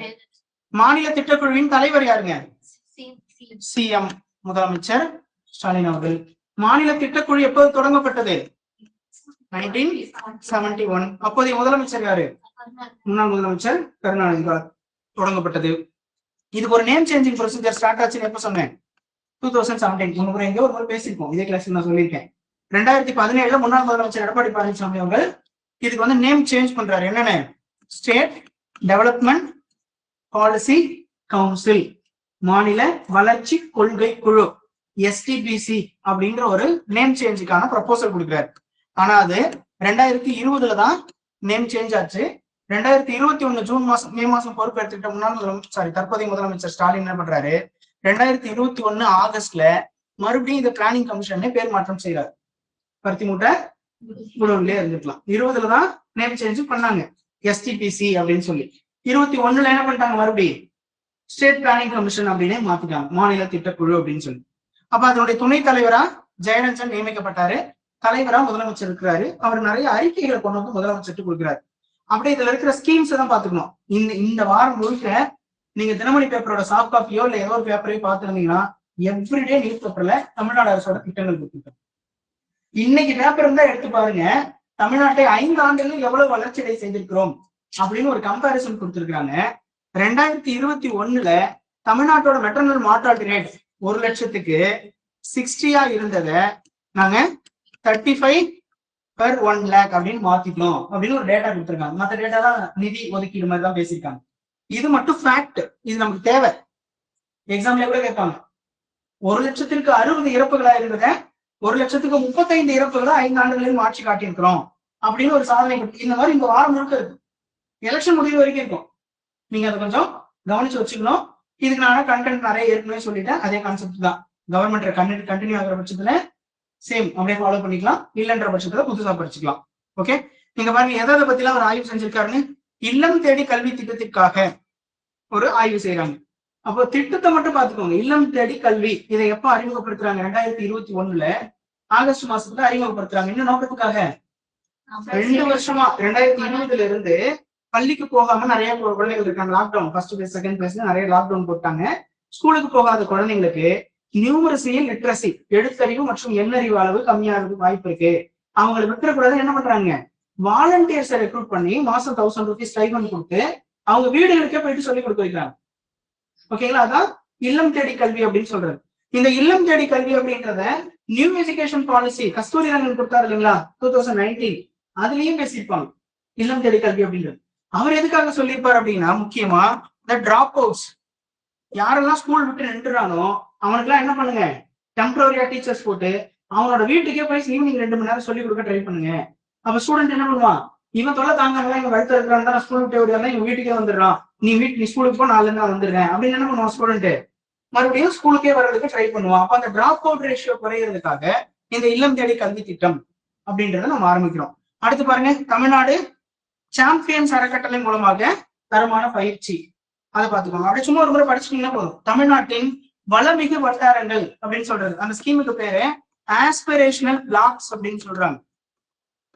ஆஸ்பிரேஷனல் பிளாக்ஸ் என்ன சார் பண்ண போறோம்? ஆஸ்பிரேஷனல் பிளாக்ஸ் அப்படின்றதுல இதுக்கு முன்னாடி என்ன ஃபார்மேட்டா இருந்துச்சு அப்படின்னா, 2018 ஆஸ்பிரேஷனல் டிஸ்ட்ரிக்ட்ஸ் அப்படின்னு ஒரு ப்ரோக்ராம சென்ட்ரல் கவர்மெண்ட் ஸ்டார்ட் பண்ணாங்க. இந்தியா முழுவதும் சோசியல் எக்கனாமிக் லெவல்ல டவுன் லெவல்ல இருக்கிற கீழே இருக்கிற ஒரு 600 டிஸ்ட்ரிக்ட் இருக்காங்கன்னா ரேங்க் போட்டோம்னு வச்சுக்கோங்களேன், 501 இருந்து 600 வரைக்கும் இருப்பாங்கல்ல பாட்டம் லெவல் டிஸ்ட்ரிக்ட்ஸ். இந்த 100 டிஸ்ட்ரிக்ட்ஸை தேர்ந்தெடுத்து அந்த டிஸ்ட்ரிக்ட்ஸ்ல வளர்ச்சிக்கான திட்டங்கள் நடைமுறைப்படுத்துறதுக்கு பேர் தான் ஆஸ்பிரேஷனல் டிஸ்ட்ரிக்ட்ஸ். அப்புறம் அது 2023 5 ஆண்டு காலத்துக்கு தான் இதை ஆரம்பிச்சாங்க. 2018 to 2023. 2023க்கு பிறகு அதை என்னவா மாத்திட்டாங்க, இன்னும் கிராஸ் ரூட் லெவல் growth பத்தி பேசணும்னு சொல்லி ஆஸ்பிரேஷனல் பிளாக்ஸ் மாத்திட்டாங்க. பிளாக்ஸ்னா கேள்விப்பட்டிருக்கீங்கன்னா ஒன்றியங்கள் இருக்கும், உங்க ஊருக்கு பக்கத்துல ஒன்றிய கவுன்சிலர் அப்படின்லாம் சொல்லுவாங்க. அப்ப அந்த பிளாக்ஸ் லெவலுக்கு கொண்டு வந்த போது அதை என்ன சொல்றோம், வளமிகு வட்டாரங்கள் அப்படின்னு சொல்றோம். அதனோட சுகாதார நிலையங்கள் மதிப்பீடு குறித்தும் தமிழ்நாட்டில் உள்ள 6 வயதுக்கு உட்பட்ட குழந்தைகளின் ஊட்டச்சத்து அப்படின்னு சொல்லி இதெல்லாம் கவர் பண்றோம் அப்படின்னு அதுல பேசுறாங்க. அடுத்து பாருங்க, மையங்கள் சிறப்பாக செயல்பட்டு வருகின்றன. தடுப்பூசி சேவைகள் அதனுடைய ஆய்வக நிலைகள் பத்தி பேசுறாங்க. காலை உணவு திட்டம் இதெல்லாம் நம்ம ஏற்கனவே நிறைய டிஸ்கஸ் பண்ணிருக்கிறோம். கிக் தொழிலாளர்கள் யாருக்கு? அது கிக் டெலிவரி பர்சன்ஸ். ஒரு அப்ளிகேஷன், ஒரு ஏதாவது ஒரு செயலியில அவங்களை இணைச்சுக்கிட்டு வீடுகளை கொண்டு போய் பொருள் கொடுக்கறதோ இல்ல கொரியர் டெலிவரி பண்றதோ இந்த ஒர்க் எல்லாம் பண்றாங்க இல்லைங்களா, அவங்க கிக் ஒர்க்கர்ஸ் சொல்றோம். அவங்களுக்கான ஒரு சமூக வாரியம் வந்து கிரியேட் பண்ணி, சமூக நல வாரியம் சோசியல் வெல்ஃபேர் போர்டு கிரியேட் பண்ணிருக்கோம் தமிழ்நாடு அரசு 2023 கிரியேட் பண்ணிருப்பாங்க. அப்ப அந்த வாரியம் மூலமா என்ன பண்றாங்க, எல்லாரும் ரெஜிஸ்ட்ரேஷன் பண்ண வைக்கிறாங்க. அவங்களுக்கு தேவையான காப்பீடு உதவித்தொகை இதெல்லாம் கொடுக்கறதுக்கான முயற்சி எடுத்துருக்காங்க. ஓகே, குளிர் பிடிச்சிட்டு இருக்காங்க எல்லாரும். அடுத்துங்க, தமிழ்நாடு உயிர் தொலைநோக்கு பார்வை 2026. அப்ப அந்த பயோ விஷன் எதிர்ப்பு ஒரு 2026 இருந்து 2030க்குள்ள 2050க்குள்ள எதிர்காலத்தை எப்படி வடிவமைக்க போறோம் அப்படின்றத மாவட்ட அளவிலான காலநிலை மற்றும் இடர் குறைப்பு. காலநிலை இடர் குறைப்புனா என்னங்க, கிளைமேட் சேஞ்ச்ல இருந்து எப்படி நம்ம அந்த டிசாஸ்டர்ஸ் வந்து கொஞ்சம் குறைக்க முடியும், அதை வந்து நம்ம ஃபுல்லா தடுக்க முடியாது, அதை எவ்வளவு கண்ட்ரோல் பண்ண முடியும் அப்படின்னு பேசுறது. அப்புறம் மதுரை கோவை நகரங்களில் எல்லை பகுதியில் வளர்ச்சி மேலாண்மை காலநிலை இதெல்லாம் கொஞ்சம் ஜென்ரலா பேசியிருக்காரு. இது இந்த மாதிரி பிளானிங் கமிஷன் ரிப்போர்ட் அப்படின்றது உங்களுக்கு பாயிண்டா போட்டு மெயின்ஸ்ல எழுத தேவைப்படலாம். ப்ரிலிம்ஸ்ல அந்தந்த ஸ்கீம்ஸ் பர்டிகுலரா யூஸ் பண்ணிக்கோங்க எங்க தேவைப்படுதோ அப்படின்னு சொல்லி ஃபுல்லாவே ஒரு முறை இதை படிக்கலாம். நிறைய அப்படி நான் தேவையான பாயிண்ட் மட்டும் தான் கொஞ்சம் ஹைலைட் பண்ணிருக்கேன். ஸ்கீம்ஸ் மட்டும் ரிவைஸ் பண்ணிட்டு விட்டுருங்க. அடுத்து சீனா உட்பட எல்லை நாடுகளுக்கு, அந்த எல்லை நாடுகள் டெரிட்டோரியல் பார்டர்ஸ் ஷேர் பண்ற கண்ட்ரீஸ்க்கு என்ன பண்றாங்க, எஃப்டிஏ விதிகள் வந்து தளர்த்துறாங்க. எஃப்டிஏ என்ன, ஃபாரின் டைரக்ட் இன்வெஸ்ட்மெண்ட் அப்படின்னு சொல்றது. சொல்லுங்க. ஓகேங்களா. இந்த எஃப்டிஐ விதிகள் அப்படின்றத தளர்த்துறது 2020 வெளியிடப்பட்ட செய்தி குறிப்பு 3 திருத்தம் மேற்கொள்ளப்பட்டுள்ளதாக இந்த வட்டாரங்கள் வந்து தெரிவிக்கிறாங்க அப்படின்னு சொல்லிட்டாங்க. எஃப்டிஐ இந்த மாதிரி பக்கத்துல இருக்க நாடுகளுக்கு தளர்த்துறதுனால என்ன நடக்கும், ஃபாரின் டைரக்ட் இன்வெஸ்ட்மெண்ட்டுக்கான விதிகளை வெரி குட், இன்வெஸ்ட்மெண்ட் ஃப்ளோ பக்கத்து நாடுகள்ல இருந்து அதிகரிக்கும். அப்ப இங்க அவன் வந்து முதலீடுகள் அதிகமா பண்றான் அப்படின்னு சொன்னா இங்க உற்பத்தி ஜாஸ்தி ஆகும், இங்க இருந்து பொருட்கள் அவனுக்கு போகும், அவனோட பொருட்கள் நமக்கு வர்றதுக்கான வாய்ப்பு இருக்கு. ஓகேங்களா. அப்ப இது கட்டமைப்பு துறைகள்ல சில முக்கியமான துறைகள் இந்த வெளிநாட்டு முதலீடுகள் மூலமா உள்நாட்டு வளர்ச்சி ஏற்படும். ஓகேவா, பக்கத்துல இருக்க நாடுகள் மூலமா. இந்த நியூஸ் முடிகிற இடத்துல இங்க ஒரு பாயிண்ட் பேசியிருந்தாங்க. இந்த கார்னர்ல இருக்க இந்த பிளாக் வந்து என்னால மூவ் பண்ண முடியல. இங்க இந்த நான் இதை மட்டும் ரவுண்ட் பண்றேன் பாருங்க. ஜல் ஜீவன் மிஷன் இன்னும் எத்தனை வருஷத்துக்கு நீட்டிச்சிருக்காங்க, 28. வெரி குட், இன்னும் ஒரு 3 வருஷத்துக்கு நீட்டிக்கிறாங்க. 2019 ஆரம்பிக்கப்பட்டது. ஓகேங்களா. 2024 வரைக்கும் டார்கெட் வச்சிருந்தாங்க. இப்ப 2025 ஒரு வருஷம் முடிஞ்சிருச்சு. இன்னும் 3 வருஷத்துக்கு நாங்க என்ன பண்ணிடுறோம், எக்ஸ்டெண்ட் பண்ணிடுறோம் அப்படின்னு சொல்றாங்க. இந்த ஜல் ஜீவன் மிஷனோட அப்ஜெக்டிவ் என்னங்க, piped drinking water facility to all house holds, அனைத்து குடும்பங்களுக்கும் குழாய் வழி குடிநீர் வசதி ஏற்படுத்துதல். இப்ப நீங்க இந்த ஜல் ஜீவன் மிஷன் 2020 தொடங்கினதுக்கு அப்புறம் 19க்கு அப்புறம் இம்ப்ளிமெண்டேஷன் ஆரம்பிச்சதுக்கு அப்புறம் நீங்க கிராமப்புற பகுதியில கொஞ்சம் நகராட்சிக்கு வெளிப்பகுதியில இருக்கீங்க அப்படின்னா உங்க வீட்டு வாசல்ல கட்டாயமா ஒரு குழி தோண்டி ஒரு பைப் புதைச்சிட்டு அதுக்கு டேப் கனெக்ஷன் கொடுக்க முயற்சி பண்ணிருப்பாங்க. இதுக்கு முன்னாடி நீங்க கிராமத்துல இருக்கீங்க அப்படின்னா உங்க தெருவுக்கு 3 இடத்துலதான் டேப் கனெக்ஷன் கொடுத்துருப்பாங்க. போய் நைட்டே இடம் போட்டு குடத்தெல்லாம் போட்டு வச்சு நாங்க ஃபர்ஸ்ட் செகண்ட் அப்படின்னு சொல்லி என்ன பண்ணுவாங்க, காலையில நம்ம ரெஸ்லிங் எல்லாம் பார்த்து தண்ணி பிடிச்சிட்டு வீட்டுக்கு வர்றதுக்கு பெரும்பாடு இருக்குமா. அப்ப இந்த ஜல் ஜீவன் மிஷனோட முக்கியமான அப்ஜெக்டிவ் என்ன, எராடிகேஷன் ஆஃப் குழாயடி சண்டை. அப்படி கிடையாது, எல்லா குடும்பத்துக்கும் ஒரு தனி நபருக்கு 55 லிட்டர் ஒரு நாளைக்கு குடிநீர் கொண்டு போய் கொடுக்குறோம், சுத்தமான சுகாதாரமான குடிநீர் கொண்டு போய் கொடுக்குறோம் அப்படின்றதான் இந்த திட்டத்தினுடைய நோக்கம். அதுல அதிகப்படியான குடும்பங்களுக்கு இந்த குழாய் வழி இணைப்பு ஏற்படுத்தி கொடுத்ததெல்லாம் தமிழ்நாடு முன்னிலை மாநிலமா இருக்கலாம். பார்லிமெண்ட்ல இந்த டேட்டா எல்லாம் கொடுத்துருக்காங்க. அப்ப இன்னும் கொஞ்சம் அது டைம் எடுக்குது, எல்லா குடும்பத்துக்கும் தண்ணி கொண்டு போய் சேர்க்கறதுக்கான டைம் தேவைப்படுது அப்படின்றதுனால 2028 வரைக்கும் இன்னும் 2 வருஷத்துக்கு அதை எக்ஸ்டெண்ட் பண்ணியிருக்காங்க. அதை மட்டும் பார்த்துக்கோங்க. ஜல் ஜீவன் மிஷனோட அப்ஜெக்டிவ் பார்த்து. அடுத்து ஓபிசி கிரீமி லேயர் மீதான தீர்ப்பு.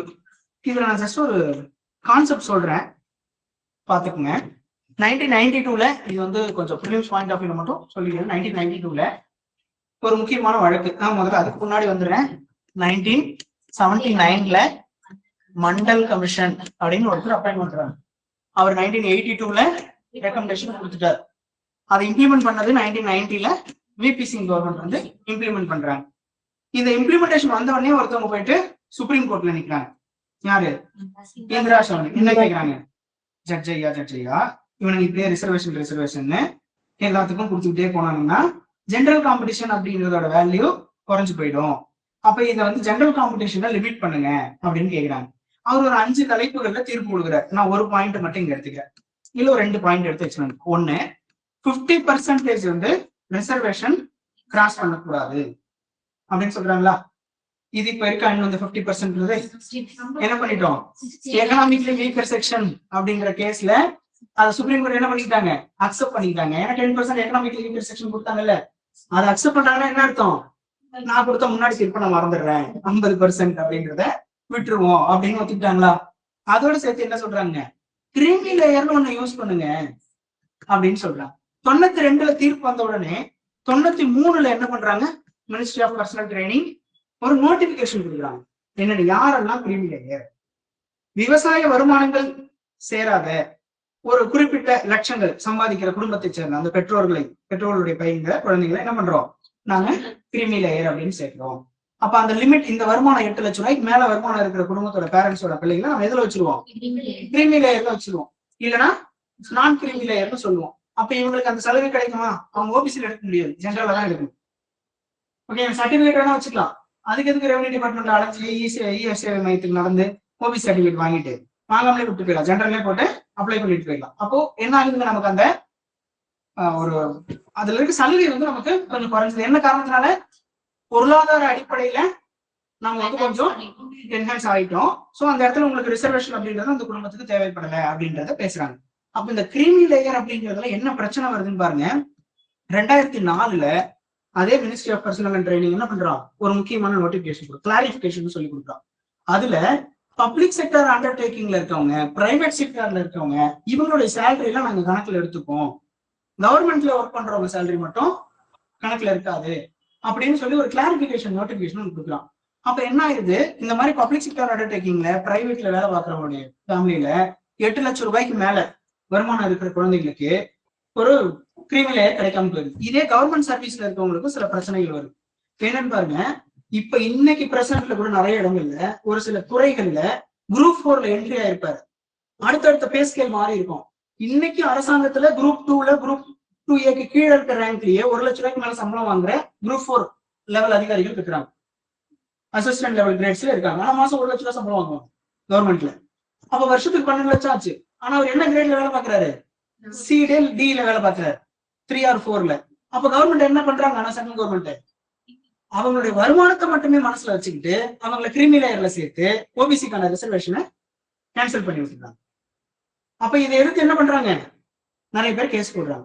சார் நான் ஓபிசின்னு சொல்லி சர்டிபிகேட் கொடுத்துட்டு போய் சார் எக்ஸாம் எழுதினேன், இன்டர்வியூ கூட அட்டன் பண்ணி ரேங்கே வந்துருச்சு, ஆனா எனக்கு இன்னும் கால் லெட்டர் அனுப்பல, இல்ல ஜாயினிங் லெட்டர் கொடுக்கல அப்படின்னு போய் கேட்கும்போது யூபிஎஸ்சி என்ன பதில் கொடுக்குறாங்க, நான் உன் ஊருக்கு ஐபிஐ விட்டு செக் பண்ணி பார்த்தேன், இன்டெலிஜென்ஸ் பியூரோ விட்டு, உன் குடும்பம் வருஷத்துக்கு 10 லட்சம் ரூபாய்க்கு மேல சம்பாதிக்குது. இது நடக்குதுங்க. யூபிஎஸ்சி சர்வீஸ் சென்ட்ரல் கவர்மெண்ட் ஜாப்ஸ்ல எல்லாருக்கும் ஐஏஎஸ் ஐபிஎஸ் கிளியர் பண்ற எல்லாரோட பேக்ரவுண்ட் ஃபேமிலியோட பேக்ரவுண்ட் செக் பண்ணுவாங்க, இன்கம் பேக்ரவுண்ட் செக் பண்ணிட்டு தான் நீங்க ஓபிசி சர்டிபிகேட் கொடுத்துருந்தீங்கன்னா அது ஓகேன்னு வெரிஃபை பண்ணி தான் போஸ்டிங்கே போடுவாங்க, இல்ல பெண்டிங் வச்சுருவாங்க, சர்வீஸ் கொடுக்க மாட்டாங்க. அப்போ நாங்க எங்க அப்பா பாருங்க குரூப் 4ல தான் வேலை பார்த்தாரு, ஆனா இன்கம் வந்து அந்த ஸ்பேஸ் ஸ்கேல் ஜாஸ்தியா இருக்கு அப்படிங்கும் போது மாசம் 70,000 சம்பளம் வாங்குறாரு, 8 லட்சம் ரூபாய்க்கு மேல சம்பளம் வந்துருச்சுன்றதுக்காக எனக்கு ஓபிசி கொடுக்க மாட்டாங்க. அப்ப போய் கேட்கறாரு நியாயம் தானே. அப்ப சுப்ரீம் கோர்ட் என்ன சொல்லிட்டாங்க ரீசெண்டா ஒரு தீர்ப்பு, வருமானத்தின் அடிப்படையில் மட்டும் கிரீமி லேயர் நிர்ணயம் தரப்பு. கொஞ்சம் மைக் ஆஃப் பண்ணிருங்களேன். இது ரொம்ப நாளா நடந்த ஒரு சட்ட போராட்டத்துக்கு தீர்ப்பு கிடைச்சிருக்கு. கிரீமி லேயர் நிர்ணயத்தின் போது ஊதியத்தின் வருமானத்தையும் தொழில் அல்லது மூலதனமாக காட்டும் வருமானத்தையும் ஒரே தட்டில் வைத்து பார்க்க கூடாது, எல்லாத்தையும் ஒரே அளவா எடுத்துக்கிட்டு கிரீமி லேயர் அப்படின்றத அங்க அக்செப்ட் பண்ண வைக்காதீங்க அப்படின்னு உச்ச நீதிமன்ற தீர்ப்பு கொடுத்துட்டு, இதுக்கு இன்னும் ஒரு பெட்டர் வே, தீர்ப்புலயே அவர் சொல்லிட்டாங்க ஏதாவது பிரச்சனை வந்துட போகுதுன்னு சொல்லிட்டு இது நீயே பாத்துக்கலாம், பார்லிமெண்ட் இதுக்கு ஒரு நல்ல சட்டம் ஏற்றுட்டோம், நாங்க அது வரைக்கும் இதை ஹோல்டு பண்ணி வைக்கிறோம் அப்படின்னு என்ன பண்ணிட்டாருங்க, பாராளுமன்றத்துக்கு சஜஷனை கொடுத்து இந்த இதை என்ன பண்ணிட்டாங்க, ஜட்ஜ்மெண்ட்டை பாஸ் பண்ணிட்டாங்க. இப்ப முதலமைச்சர் என்ன பண்றாங்க, ரொம்ப நாளா நம்ம இதை கேட்டுட்டு இருந்தோம், ஓபிசில நிறைய பேர் அவங்களோட ரிசர்வேஷன் விட்டுறாங்கன்னு சொல்லி அது நல்ல தீர்ப்பு கொடுத்துருக்காங்க சுப்ரீம் கோர்ட் அப்படின்னு சொல்லி. இதுக்கு என்ன சார் புதிய வழிமுறைகள் இருக்குன்னா கேட்க போறது இல்லை, நம்மள சூஸ் கரெக்ட் ஆப்ஷன் கொடுத்து கேட்க போறது இல்லை. நீங்க இந்த ஃப்ளோ தெரிஞ்சு வச்சிருக்கணும். மண்டல் கமிஷன் ரிப்போர்ட், எப்ப இம்ப்ளிமெண்டேஷன், இந்திரா சாவணி கேஸ்னா டிஎன்பிஎஸ்சி எத்தனை முறை அடிச்சிருக்கான் தெரியுமா, துணி அடிக்கிற மாதிரி அடிச்சுட்டு வச்சிருக்கான், ஆப்ஷன் கூட மாத்தாம கேட்டிருக்கான். இந்திரா சாவணி கேஸ் எந்த வருஷம், என்ன நோக்கம், எதுக்காக போட்டாங்க, என்ன போட்டாங்க, எல்லாத்தையும் கேட்டுட்டே இருப்பான். அப்ப திரும்ப திரும்ப இதுக்குள்ளேதான் கொஸ்டின் இருக்கும் பேஸ். அதனாலதான் நான் இதை மட்டும் ஹைலைட் பண்ணிருப்பேன்.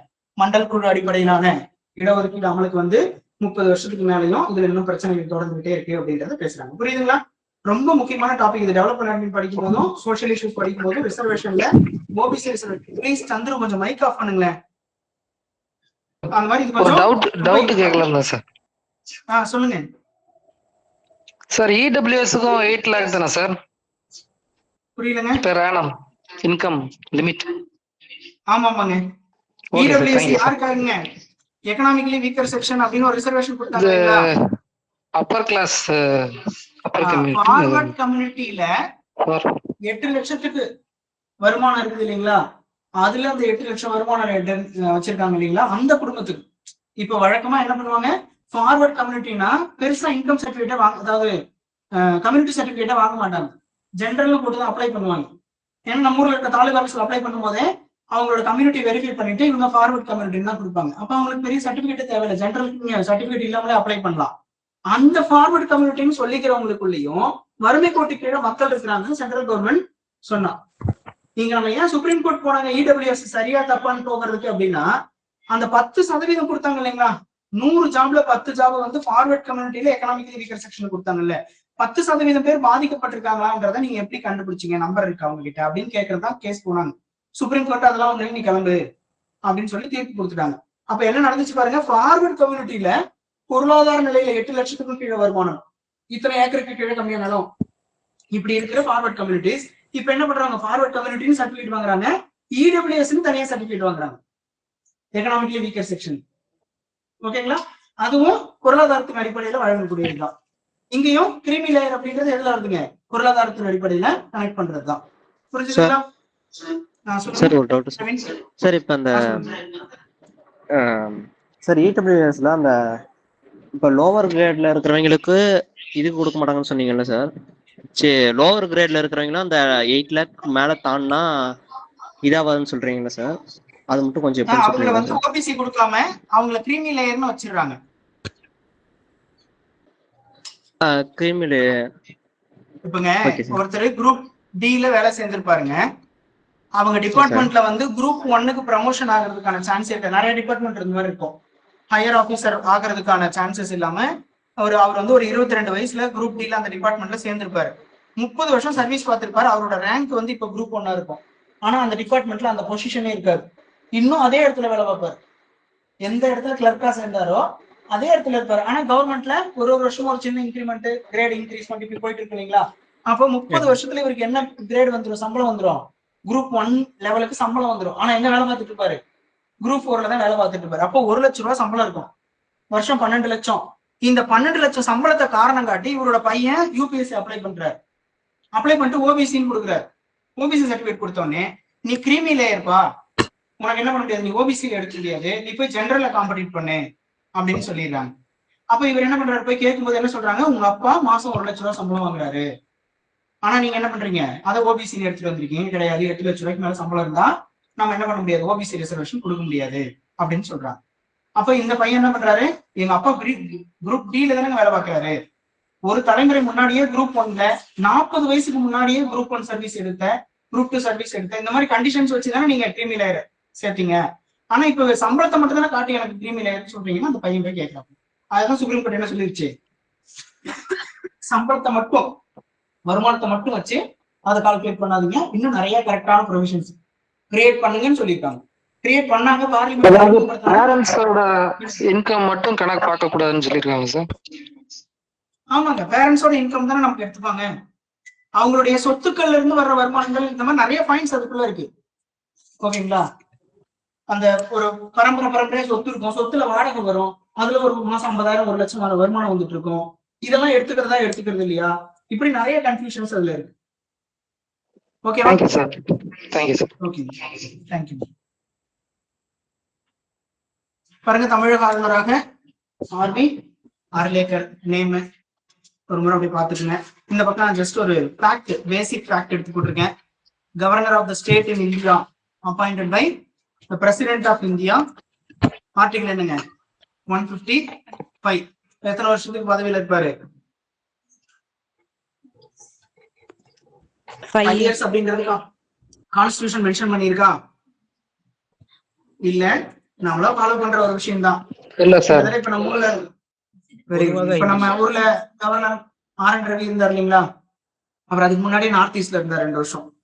இப்ப நம்ம ஊருக்கு வந்து 4.25 வருஷம் வேலை பார்த்தார், கிட்டத்தட்ட 4.25 வருஷம் இருந்தார். அப்ப 6.5 வருஷத்துக்கு மேல ஒரு கவர்னரா இருந்துட்டார். இப்ப வெஸ்ட் பெங்காலுக்கு போட்டிருக்கிறாங்க, நீங்க இவங்களை குறைச்சல் கொடுத்தது போதும், அங்க போய் அந்த அம்மாவை கொஞ்சம் பாத்துட்டேன் அப்படின்னு சொல்லி அவங்க அங்க டிரான்ஸ்பர் பண்ணிருக்காங்க. அப்போ 6.5 வருஷத்தை தாண்டி ஒருத்தர் கவர்னரா இருக்காரு. அப்போ அந்த 5 years அப்படின்றது எங்கேயுமே மென்ஷன்ட் கிடையாது. அது தெளிவா இங்க சொல்லியிருக்கு பாருங்க. இந்த பாயிண்ட்ல 156ல பிளஷர் ஆஃப் பிரசிடென்ட்னா கவர்னருடைய டேர்ம் வந்து பேசுறாங்க. பிளஷர் ஆஃப் பிரசிடென்ட் இந்த கவர்னர் பிரசிடென்ட் எப்ப நினைக்கிறாரோ தம்பி கிளம்புன்னு சொன்னா என்ன பண்ணிடணும், கிளம்பிடணும். அப்ப 5 வருஷம்ன்றது நம்ம ஒரு கவர்மெண்ட்டுக்கு எல்லாம் ஃபாலோ பண்றோம் இல்லைங்களா, ஒரு கன்வென்ஷன், ஒரு மரபு மாதிரி நம்ம 5 வருஷம்ன்றதை எடுத்துக்கிட்டோம். அது எங்கேயும் நாட் மென்ஷன்ட் இன் கான்ஸ்டிடியூஷன் அப்படின்னு ஸ்டேட்மெண்ட் எங்கேயாவது கேட்கும்போது கரெக்டா ஆன்சர் பண்ணணும். அரசியலமைப்பில் ஆளுநரின் பதவிக்காலம் 5 ஆண்டு என குறிப்பிடப்பட்டுள்ளதா? இல்லை. ஓகேங்களா? பிளஷர் ஆஃப் பிரசிடென்ட் இருந்தார், குடியரசுத் தலைவரின் விருப்பம் உள்ளவரை. இங்க பண்ண உணவுத்துறை மகளிருக்கு பிரதிநிதித்துவம் அப்படின்னு சொல்லி பேசுறாங்க. சில முக்கியமான டேர்ம்ஸ் மட்டும்தான். இந்த மாதிரி டேர்ம்ஸ்க்காக தான் நம்ம இந்த மாதிரி நியூஸ் படிச்சுக்கணும். ஒரு இந்த கட்டமைப்பில், வேளாண் உணவு கட்டமைப்பில் பெண்கள் என்ற தலைப்பில் ஒரு சர்வதேச கருத்தரங்கு, பிரசிடென்ட் போய் கலந்துக்கிறாங்க. வேளாண்மைத்துறை அமைச்சர் பேர் சிவராஜ் சிங் சௌஹான் போயிட்டு கலந்துக்கிறாரு. இதெல்லாம் நடந்துட்டு இருக்கா? இந்த இடத்துல ஒரு முக்கியமான வார்த்தை ஏதோ ஒன்று கொடுக்குறாங்க பாருங்க. செயற்கை நுண்ணறிவை அடிப்படையாக கொண்ட சர்லஃபென் என்ற ஒரு முயற்சி எடுக்கிறாங்க. எதுக்காக? கால்நடைகளின் ஆரோக்கியம் தொடர்பாக மத்திய அரசு கவனம் செலுத்தி வருகின்றது.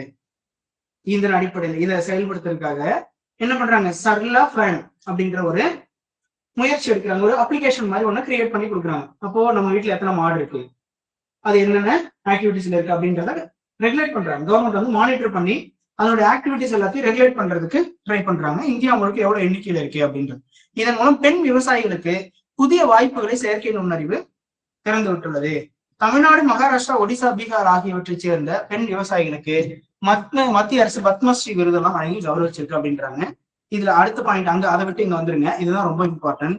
2026ஆம் ஆண்டை சர்வதேச பெண்கள் விவசாய ஆண்டாக ஐநா சபை பிரகடனப்படுத்தியுள்ளது. ரொம்ப முக்கியமான கருத்து. 2026 என்ன இயரா? இன்டர்நேஷனல் விமன் ஃபார்மர்ஸ், பெண் விவசாயிகளின் ஆண்டாக ஐக்கிய நாடுகள் சபை பிரகடனப்படுத்தி உள்ளதை வரவேற்கிறேன் அப்படின்னு அமைச்சர் பேசுறார். அப்புறம் வேளாண் துறையில் உள்ள பெண்களுக்கு பொருளாதார ரீதியில் அங்கீகாரம் அளித்தல். புரியுதுங்களா? விமன் எம்பவர்மெண்ட் பத்தி பேசினா எதெல்லாம் பேசணும்னு சொன்னோமோ அதை இங்க ஒரு முறை ரிமைண்ட் பண்ணிக்கோங்க. அடுத்து ஒரு முக்கியமான ஸ்கீம் பத்தி பேசுறாரு பாருங்க. ஜன்தன் திட்டத்தின் கீழ் 57 கோடி பேருக்கு இந்தியாவில வங்கி கணக்குகள் தொடங்கப்பட்டுள்ளன. அவர்களில் 56% பேர் பெண்கள். 57 கோடி பேர்ல கிட்டத்தட்ட 60% அப்படின்னு எடுத்தீங்கன்னா 36 கோடி பேர் பெண்களுக்கு அக்கௌண்ட் ஓபன் பண்ணி கொடுத்துருக்கோம் அப்படின்னு சொல்றாங்க. நெக்ஸ்ட் தீன் தயாள் இந்த ஜன்தன் யோஜனா அக்கௌண்ட் எதுக்காக கொஸ்டின் கேட்டிருக்காங்க பாத்திருக்கீங்களா? TNPSC கேட்டிருக்காங்க. பினான்சியல் இன்க்ளூஷன் அப்படிங்கிற ஒரு விஷயம் ரொம்ப ரொம்ப இம்பார்ட்டன்ட். அது நல்லா தெரிஞ்சுக்கணும். பினான்சியல் இன்க்ளூஷன்னா என்ன? இன்க்ளூசிவ் growth அப்படிங்கிற வார்த்தையில இருந்து அது வரணும். ஒருங்கிணைந்த வளர்ச்சினா என்னங்க? ஊர்ல 10 பேர் என்ன வேலை செய்யறான்னு தெரியாது, அவனோட வருமானம் என்னன்னு தெரியாது, அவன் எப்படி வாழ்றான் எப்படி சாப்பிடறான்னு தெரியாது. வேற யாரோ ஒரு 10 பேர் நல்லா வேலைக்கு போறான் சம்பாதிக்கிறான் அப்படின்றவனை மட்டும் கான்சென்ட்ரேட் பண்ணது நல்ல வளர்ச்சியா? எல்லாரையும் உள்ளடங்கின வளர்ச்சியா தானே இருக்கணும். அப்ப எல்லாரையும் உள்ளடங்க வைக்கிறதுக்கான ஒரு பொருளாதார கொள்கைகளை திட்டமிடுறோம் அப்படின்னு பேச ஆரம்பிக்கிறதுக்கு பேரு இன்க்ளூசிவ் growth. அப்ப அந்த இன்க்ளூசிவ் growthக்குள்ள வரணும்னா என்ன பண்ணணும்? முதல்ல பினான்சியல் இன்க்ளூஷன் கொண்டு வரணும். 1993ல ரங்கராஜன் கமிட்டி கொடுத்த ரெக்கமெண்டேஷன் பினான்சியல் இன்க்ளூஷனை பண்ணுங்க, எல்லாருக்கும் அக்கௌண்ட் ஓபன் பண்ணி கொடுங்க அப்படின்னு ரங்கராஜன் 1993 ரெக்கமெண்ட் பண்ணினார். அவரோட ரெக்கமெண்டேஷன் நம்ம எப்ப நடைமுறைக்கு எடுக்க ஆரம்பிக்கிறோம்? 2010களுக்கு பிறகுதான். ஏன்னா வங்கி துறையில அப்பதான் நிறைய தனியார் மயம் அது இதெல்லாம் ஆகி தனியார் வங்கிகள் அங்கங்க நிறைய பிரான்ச்சஸ் ஓபன் பண்ண ஆரம்பிக்கிறாங்க. அப்புறம் 2014 இந்த ஜன்தன் யோஜனா அப்படின்னு ஒரு திட்டம் தொடங்குறாங்க. இந்த ஜன்தன் யோஜனா திட்டம் எவ்வளவு பேர் 2014 இதை எக்ஸ்பீரியன்ஸ் பண்ணிருப்பீங்கன்னு தெரியல. போற வரவங்களுக்குலாம் ஆதார் கார்டு இருந்தா போதும் அக்கௌண்ட் ஓபன் பண்ணி கொடுத்தாங்க. ஓகேங்களா? இப்ப இன்னைக்கு இந்த டிஜிட்டல் டிரான்சாக்ஷன் அப்படின்னு ஒரு UPI டிரான்சாக்ஷனோட சக்சஸ்ஃபுல் இந்தியா முழுக்க உலகம் முழுக்க பாக்குறாங்கன்னு சொல்றோம் இல்லைங்களா? அதுக்கு வந்து ஃபர்ஸ்ட் ஸ்டெப் கவர்மெண்ட் பண்ண சக்சஸ்ஃபுல்லான விஷயம் எல்லாருக்கும் அக்கௌண்ட் ஓபன் பண்ணி கொடுத்து. சரிங்களா? 14 அக்கௌண்ட் ஓபன் பண்ண ஆரம்பிச்சாங்க. 17களில் 4Gயோட பூம் நடந்தது. Technology boom. 4G டெக்னாலஜி வந்ததும் ஒரு நாளைக்கு 1 GB ஃப்ரீன்னு ஜியோ கொடுத்த ஆரம்பிச்சதுக்கு அப்புறம் எல்லாருமே ஆண்ட்ராய்டு மொபைல் வாங்க ஆரம்பிச்சாங்க. ஆண்ட்ராய்டு மொபைல் வாங்கி அதுல கூகுள் குரோம்ல அடைய ஒரு செட் ஆஃப் ஆப்ஸ்ல கூகுள் பேன்னு ஒண்ணு இருக்கு. உள்ள போய் உங்க மொபைல் நம்பரை போட்ட உடனே நீ இத்தனை பேங்க்ல அக்கௌண்ட் வச்சிருக்கேன்னு அவனே காட்டிட்டான். அந்த அக்கௌண்ட்ல ஒண்ணு கிளிக் பண்ணி அதுக்கு ஒரு OTP இல்ல பாஸ்வேர்டை செட் பண்ணிக்கிட்டு உங்க அக்கௌண்ட்டை கனெக்ட் பண்ணிக்கிட்ட உடனே வேலை முடிஞ்சு போச்சான். இப்ப எங்க ஸ்கேனர் பார்த்தாலும் ஸ்கேன் பண்ணி பே பண்ணிக்கிறோமா? அப்ப முதல்ல நமக்கு டெக்னாலஜி கொடுத்து அக்கௌண்ட் ஓபன் பண்றான்னு சொல்லி இருந்தாலும் இது ப்ராப்ளம். ஓகேங்களா? UPI ஸ்கேனரை கொண்டு வந்து ஒட்டிட்டு ஸ்கேன் பண்ண என்னத்தை ஸ்கேன் பண்ணுன்னு கேட்டிருப்பான். அப்ப எவ்வளவு ஸ்டெப் பை ஸ்டெப்பா இங்க ஒரு growth நடந்திருக்குன்னு பாருங்க. முதல்ல 14 to 17 3 வருஷம் இந்தியா முழுக்க எல்லா மக்களுக்கும் அக்கௌண்ட் ஓபன் பண்ணி கொடுக்குறாங்க. அக்கௌண்ட் ஓபன் பண்ணி கொடுத்ததுக்கு அப்புறம் நம்ம கிட்ட டெக்னாலஜி வருது. டெக்னாலஜிக்கு அப்புறம் எல்லாம் மொபைல் அதிகம் பர்ச்சேஸ் பண்றோம். 1918 தான் அதிகமா எல்லா வீடுகளையும் ஆண்ட்ராய்டு மொபைல் ஆனது. இன்னைக்கு 20க்கு அப்புறம் நம்ம இந்த டிஜிட்டல் டிரான்சாக்ஷனை கண்முன்ன பார்த்துட்டு இருக்கோம். World highest number of daily transaction நடந்துட்டு. வேர்ல்டு ஹையஸ்ட் நம்பர் ஒரு நாளைக்கு உலகில் அதிகப்படியான டிஜிட்டல் டிரான்சாக்ஷன் பணம் நடந்துட்டு இருக்கிறது இந்தியாவில தான். சைனா முன்னாடி ஃபர்ஸ்ட் பிளேஸ்ல இருந்தா சைனாவை பீட் பண்ணிட்டு இன்னைக்கு இந்தியா முன்னாடி போறச்சு. ஏன்னா இந்த UPI டிரான்சாக்ஷன் மூலமா. அப்போ எவ்வளவு பெரிய அந்த டிஜிட்டல்னு பேசிட்டு இருக்காங்க இல்லைங்களா? அது சக்சஸ்க்கு காரணமா இருந்தது இந்த ஜன்தன் யோஜனா அப்படின்ற ஸ்கீம். அந்த அக்கௌண்ட் ஓபன் பண்ணி கொடுத்தது மூலமா எப்படி வந்து மக்களை அதுல பினான்சியல் இன்க்ளூஷன் எப்படி நடக்குதுன்னு பாருங்க. இப்போ அக்கௌண்ட் ஓபன் பண்ணி கொடுத்ததுனால 2020 மார்ச்ல லாக்டவுன் போட்டுட்டு ஏப்ரல் மாசம் பெண்களோட வங்கி கணக்குல 1000 ரூபாய் செலுத்த போறேன்னு சென்ட்ரல் கவர்மெண்ட் 1000 ரூபாய் கொடுத்தாங்க. எப்படி அந்த 1000 ரூபாய்க்கு பர்சன்ஸ் தேர்ந்தெடுத்தாங்க? ஜன்தன் யோஜனா அக்கௌண்ட் வச்சிருக்காங்க. ஜன்தன் யோஜனா அக்கௌண்ட் ஓபன் பண்ண வச்சுட்டு ஏரி வேலைன்னு சொல்ற அந்த MGNREGA மகாத்மா காந்தி இன்னைக்கு நம்ம பிபிஜி ராம்ஜி பார்த்துட்டு இருக்கோம்ல, அந்த ஸ்கீம்ல எல்லாருக்கும் சேலரிய அக்கௌண்ட்ல போடுறேன்னு சொன்னாங்க. அதுக்கு முன்னாடி ஊருக்கு ஒருத்தர் வாங்கிட்டு வந்து கொடுத்துட்டு இருந்தாங்க. ஏரியால காசு கொடுக்குறாங்களான்னு எல்லாம் திருவிழாவுக்கு போற மாதிரி சாயந்தரமா என்ன கணக்கு அந்த வீட்டு வாசலுக்கு போயிடுவாங்க, பணம் எடுத்துட்டு வந்துட்டாங்கன்னு சொல்லிட்டு. இப்ப என்னாச்சு, அக்கௌண்ட்டுக்கே பணம் வந்துருது, அங்க போய் எடுத்துக்கிறாங்க. அதுக்கு கார்டு டிரான்சாக்ஷன் முதல்ல கொடுத்து இப்ப யூபிஐ டிரான்சாக்ஷனை மாத்திக்கிட்டோம். அப்ப எவ்வளவு தூரம் என்ன ஆகுதுங்க, அக்கௌண்ட்ஸ் அதிகமா ஓபன் பண்ணி கொடுத்தது மூலமா ஜல்ஜீவன் மிஷன்ல சிலிண்டர் வாங்கணும், சாரி உஜ்வாலா மிஷன் ஸ்கீம்ல சிலிண்டர் வாங்கின எல்லாருக்கும் சப்சிடி 200 ரூபாய் 300 ரூபாய் அவங்க அக்கௌண்ட்ல போட ஆரம்பிக்கிறாங்க. அப்ப அந்த டைரக்ட் பெனிஃபிட் டிரான்ஸ்ஃபர் அப்படிங்கிறது ஸ்ட்ரென்தன் ஆகுதான். இன்னொருத்தர்கிட்ட கொடுத்து செயல்படுத்துறதுக்கு பதிலா எல்லாத்தையும் நான் அக்கௌண்ட்லேயே கொடுத்துட்டு இருக்கேன். இன்னைக்கு மகளிர் உரிமை தொகை உட்பட 2024 பிறகு நடைமுறைப்படுத்தி முடிக்கப்பட்ட 23 செப்டம்பருக்கு பிறகு நடைமுறை பண்ணி முடிக்கப்பட்ட மகளிர் உரிமை தொகையில 1,30,00,000 பெண்களுக்கு எப்படி பணத்தை செலுத்திட்டு இருக்கோம், அக்கௌண்ட் டைரக்ட் பெனிஃபிட் டிரான்ஸ்ஃபர் மூலமா. அப்ப பினான்சியல் இன்க்ளூஷன் அப்படின்றது புரியுதுங்களா? எப்படி எல்லாரையும் பினான்சியல் ஆக்டிவிட்டிஸ்குள்ள உள்ளடங்க வைக்கிறோமோ அதன் மூலமா அவங்களுடைய பொருளாதார சூழலை தெரிஞ்சுக்கலாம். இன்னைக்கு கீரை வைக்கிற பாட்டிமா கூட கூகுள் பேல பணம் வாங்குறாங்க, பழக்கடைக்கார தாத்தா வாங்குறாரு அப்படின்னு சொல்லும்போது கவர்மெண்ட்டுக்கு அதன் மூலமா டேட்டா கிடைச்சிடும். ஒரு A1 சூப்பர் மார்க்கெட்ல விடுற கூகுள் பேவோட அமௌண்ட்டும் பழக்கடை தாத்தா கிட்ட விடுற கூகுள் பே அமௌண்ட்டும் அவங்களுக்கு தெரிஞ்சிடும். இவர் ஸ்மால் வெண்டர், அவங்க பெரிய பிசினஸ் பண்றாங்க, அப்ப நம்ம ஸ்கீம் யாரை நோக்கி கொண்டு போகணுன்றது கவர்மெண்ட்டுக்கு தெரிஞ்சிருமா? அதுதான் இன்க்ளூசிவ் growth. அதை செய்யறதுக்கான வழி யாருங்க, பினான்சியல் இன்க்ளூசிவ்னஸ். அந்த பினான்சியல் இன்க்ளூசிவ்னஸ் இம்ப்ளிமெண்ட் பண்றதுக்காக தொடங்கப்பட்டதுதான் ஜன்தன் யோஜனா ஸ்கீம் அப்படின்னு சொல்றது. அடுத்து இங்க பாருங்க, தீன் தயாள் அந்தியோதயா 10 கோடி குடும்பங்களுக்கு 91 லட்சம் மகளிர் சுய உதவி குழுக்களும் பயன்பெறாங்க அப்படின்னு சொல்றது. அடுத்து பெண் விவசாயிகள் மேம்படுத்தப்பட்ட இது என்னங்க, நமோ ட்ரோன் தீதி. கொஞ்ச நேரம் முன்னாடி கூட சொன்னேன்ல, அது என்னங்க, சுய உதவி குழுக்கள் இருக்கிற பெண்களுக்கு எல்லாம் ட்ரோன் வாங்கி கொடுக்கறது. அந்த ட்ரோனை ட்ரெயின் பண்றதுக்கும் சுய உதவி குழுக்கள் மூலமாக ட்ரெயின் பண்றாங்க. அப்ப அது என்ன பண்ணுது, அந்த ட்ரோன் பூச்சி மருந்து அடிக்கிறதுக்கு, உரம் போடுறதுக்கு, விதைக்கிறதுக்குலாம் அந்த ட்ரோனை இயக்கிய விவசாய நிலங்கள்ல பயிர் வைக்கிறதுக்கு பெண்கள் என்ன பண்றாங்க, முயற்சி பண்ண வைக்கிறாங்க. அப்ப அந்த பெண்களுக்கு கொஞ்சம் வருமானம் கிடைக்குதா? நமோ ட்ரோன் தீதி மூலம் வேளாண் துறையில் நவீன வசதிகளை அளிக்கும் நோக்கில் மகளிர் சுய உதவி குழுக்களுக்கு ட்ரோன்கள் வழங்கப்படுகின்றன. தேசிய ஊரக வாழ்வாதார திட்டமானது 6 கோடி லட்சாதிபதி பெண்களை உருவாக்கும் நோக்கத்தை கொண்டுள்ளது அப்படின்னு சொல்றாங்க. லக்பதி தீதி அப்படிங்கிற ப்ரோக்ராம். பெண்களுக்கு வந்து வருஷத்துக்கு 1 லட்சம் ரூபாய் 1.5 லட்சம் ரூபாய் சம்பாதிக்க ஆரம்பிச்சா, லட்சத்துல சம்பாதிச்சா லட்சாதிபதினு சொல்றோமா, அந்த மாதிரி 6 கோடி லட்சாதிபதி பெண்களை உருவாக்கும் நோக்கமாக இதை நாங்க கொண்டிருக்கோம் அப்படின்னு சொல்றாங்க. கிராமப்புற வாழ்வாதார திட்டம் அதெல்லாம் அப்படியே கொஞ்சம் பாத்துக்குங்க. State government central government schemes தான் நமக்கு அப்படியே ஒரே நிமிஷம் நிறைய கொடுத்துட்டாங்க. தொகுதி மறுவரையறைக்கு முன்பே மகளிர் இடஒதுக்கீடு அமலாக்கம் அப்படின்னு கேக்குறாங்க. இங்க பாருங்க, மகளிர் இடஒதுக்கீடு அப்படின்றது எத்தனையாவது அரசியலமைப்பு திருத்தம்?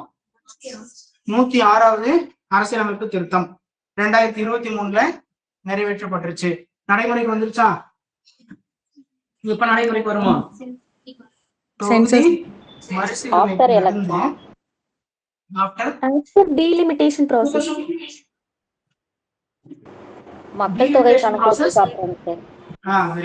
மக்கள் தொகை கணக்கெடுப்பு முதல்ல ஸ்டார்ட் பண்ணணும். 2021ல நம்ம மக்கள் தொகை கணக்கெடுப்பு நடத்திருக்கணும், நடத்தல. இப்ப மக்கள் தொகை கணக்கெடுப்பு அடுத்த மாசத்துக்கு அப்புறம் தொடங்குதுன்னு சொல்லியிருக்காங்க, தெரியுமா? ஏப்ரல் மாசத்துக்கு அப்புறம் ஸ்டார்ட் பண்ண போறாங்க. இந்தியா முழுக்க மக்கள் தொகை கணக்கெடுப்பு முதல்ல எடுத்து முடிக்கணும். எடுத்து முடிச்சதுக்கு அப்புறம் தொகுதி மறுசீரமைப்புன்னு ஒண்ணு நடக்கும். 2026ல பண்றதா நம்ம கான்ஸ்டியூஷன்ல எழுதி வச்சிருக்கோம். அப்ப தொகுதி மறுசீரமைப்பு நடந்தாதான் இங்க மொத்தமா கரெக்டா எத்தனை தொகுதி இருக்கு, 100 தொகுதி ரொம்ப இருக்கு. அப்ப இந்த 100 தொகுதியில 33 தொகுதிய பெண்களுக்கு கொடுக்கணும். ஏற்கனவே நடைமுறையில இருக்கிற SC/ST ரிசர்வேஷன் எந்தெந்த தொகுதிகள் தனி தொகுதிகள், பழங்குடியினருக்கு, பட்டியலினத்தவருக்கு அப்படிங்கிறத பிரிச்சு கொடுக்கணும். அப்புறம் தான் நடைமுறைக்கு வரும் அப்படின்னு சொல்லியிருந்தாங்க. இது என்ன ப்ரொசீஜர்? இப்ப நீங்க எல்லாரும் படிச்சதா தானே, 29 தேர்தலுக்கு தான் இது நடைமுறைக்கு வர வாய்ப்பு இருக்கு அப்படின்லாம் சொல்லியிருந்தாங்களா? 24 தேர்தலுக்கு எதிர்பார்த்து தள்ளி வைக்கப்பட்டு 29ன்னு சொல்லிட்டாங்க. ஆனா இப்ப என்ன கேக்குறாங்க, எதிர்கட்சியா எல்லாம் கூப்பிட்டு நோட்டீஸ் கொடுத்து இதை வந்து ஏன் நம்ம இப்ப நடுவுலயே நடைமுறைப்படுத்த கொடுத்து இப்பவே கொடுத்தா நல்லா இருக்கும்ல அப்படின்னு கேட்கறாங்க. அப்ப எப்படி இம்ப்ளிமெண்ட் பண்ண போறாங்கன்னு நமக்கு தெரியாது. இதுல இருக்கிற நமக்கு வழக்கமான ஃபேக்ட் பேப்பர்ல கொடுத்துட்டாங்க. 33% இடஒதுக்கீடு. அந்த சட்டத்துக்கு பேர் என்னங்க, நாரி சக்தி வந்தன் அதிநியம் அப்படின்ற ஒரு ஆக்ட். அந்த ஆக்ட் 106வது சட்ட திருத்தம், 106th கான்ஸ்டிடியூஷன் அமெண்ட்மெண்ட் ஆக்டா கொண்டு வந்திருக்கிறோம் அப்படின்றதெல்லாம் ஒரு முறை படிச்சுக்கோங்க. எப்ப நடைமுறைக்கு வருதோ அப்ப இன்னும் டீட்டெயிலா நமக்கு நியூஸ் கிடைக்கும், பாத்துக்கலாம். இப்போதைக்கு அது பரிசீலனை தான். நம்மளும் ஒரு முறை மறந்ததை ரிமைண்ட் பண்றதுக்காக கொடுத்துருக்காங்கன்னு வச்சுக்கோங்க. அடுத்து பாருங்க, இது போன வாரத்துக்கு முன்னாடி நம்ம ஒரு நியூஸ் பார்த்திருக்கோம். அப்போ ஒரு 2 பேர் அப்பாயிண்ட் பண்ணாங்க. ரைட் டு இன்ஃபர்மேஷன் ஆக்ட், தகவல் அறியும் உரிமை சட்டம். தகவல் அறியும் உரிமை சட்டத்துல ஒரு டிபார்ட்மெண்ட்ல எனக்கு இந்த தகவல்கள் வேணும், ரெஸ்ட்ரிக்டட், அதாவது இதெல்லாம் தர முடியாதுன்னு சட்டத்திலேயே இருக்கிற துறைகள் தவிர்த்து மற்ற துறைகளை நம்ம போய் தகவல் கேட்கலாம். 30 நாளுக்குள்ள தகவல் கொடுக்கணும். தகவல் கொடுக்கலன்னா எங்க போய் நம்ம முறையிடலாம்? Information commission. நீங்க போய் ரெவன்யூ டிபார்ட்மெண்ட் தான் இன்ஃபர்மேஷன் கேட்பீங்க. ரெவன்யூ டிபார்ட்மெண்ட் உங்களுக்கு வழங்காத பட்சத்தில் நம்ம எங்க போனோம்? இன்ஃபர்மேஷன் கமிஷன் ஒரு தனி செட்டப்பா இருப்பாங்க. அப்போ 2005ல இந்த சட்டம் RTI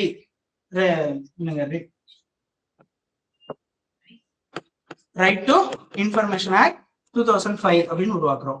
இதுக்கப்புறம் central information commission, state information commission. Central information கமிஷன்ல ஒரு chief information commissioner plus 10 information commissioner. இங்கேயும் ஒரு chief information commissioner plus 10 information commissioners. இவங்களுக்கான பதவி காலம் எவ்வளவு நாளுங்க? 3 வருஷம். மறுபடியும் நியமிக்கப்படுவார்களா? மீண்டும் நியமனம் எல்லாம் கிடையாது. நான் சொல்லியிருக்கேன்னு நினைக்கிறேன் முன்னாடி. நம்ம இது குரூப் 1ல ஸ்டேட்மெண்ட் கொஸ்டினா கேட்டான் போன வருஷத்துல கூட அப்படின்னு சொல்லியிருக்கோம். அப்ப அதே மாதிரி இப்ப தமிழ்நாட்டோட செட்டப் மட்டும் எடுத்துங்க. தமிழ்நாட்டோட ஒரு சீஃப் இன்ஃபர்மேஷன் கமிஷனர் பேர் என்னங்க? ஷாஹில் அக்தர். இங்க நியூஸ்ல ஹைலைட் பண்ணிருக்கேன், தகவல் ஆணையத்துடைய மாநில தலைவர் அப்படின்னு சொல்லி. ஏற்கனவே நம்ம 2 உறுப்பினர்களை நியமனம் பண்ணாங்க, போன வாரத்துக்கு முன்னாடி நியூஸ் பார்த்துருந்தோம். இப்ப என்ன பண்ணிருக்காங்க? விஜயராம் அப்படின்னு ஒருத்தரை நியமனம் பண்ணிருக்காங்க. அப்போ இந்த 10 பேருக்குள்ள இருக்காங்க பாருங்க, இவங்களதான் நியமனம் பண்ணிட்டு இருக்காங்க. ஏற்கனவே 6 பேர் இருந்தாங்க, இன்னும் 2 பேர் சேர்த்தாங்க, இப்போ ஒருத்தர் சேர்க்கிறாங்க. அப்ப அந்த 10ன்றது இன்னும் முழுமையடையணும். அதனால அப்பப்போ ஒருத்தர் நியமிச்சுட்டே இருக்காங்க. சார் என்ன சார் வாரம் ஒருத்தர் நியமிச்சுட்டு இருக்காங்க, புரியுதுங்களா? தலைவரை நியமிக்கல. இந்த 10 மெம்பர்ஸ்ல ஒருத்தர் 3 வருஷம் பதவி காலம் முடிச்சதுன்னா கிளம்புறது அப்படின்னு இருக்கு இல்லையா? அதனால இந்த அப்பாயின்மெண்ட் அடிக்கடி இருந்துகிட்டே இருக்கு. நீங்க இந்த செட்டப் மொத்தமா தான் ரிமைன் பண்ணணும், RTIல இருந்து ஆரம்பிச்சு. ஓகேவா? பாத்துக்கீங்க. அடுத்துங்க, ரொம்ப முக்கியமான நியூஸ் இது, மெயின்ஸுக்கு தேவைப்படலாம். எத்தனேஷியா அப்படின்னு ஒரு வார்த்தை, ஓகேங்களா? கருணை கொலை அப்படின்னு சொல்லி. கருணை கொலையில அந்த எத்தனேஷியா அப்படின்றதுல 2 டைப் இருக்கு. ஒண்ணு active euthanasia, passive euthanasia. Very good. Active euthanasia இந்தியாவில் இருக்கா? நோ, யாருக்குமே கொடுக்கல. இது வரைக்கும் கொடுத்ததே இல்ல, நிஜமா கொடுத்தது இல்ல. ஷாபான கேஸ்ல அப்ப என்ன தெரிஞ்சு கொடுத்தாங்க? ஷாபானோ அப்படின்னு ஒருத்தவங்க பேசிட்டு இருக்கீங்களா?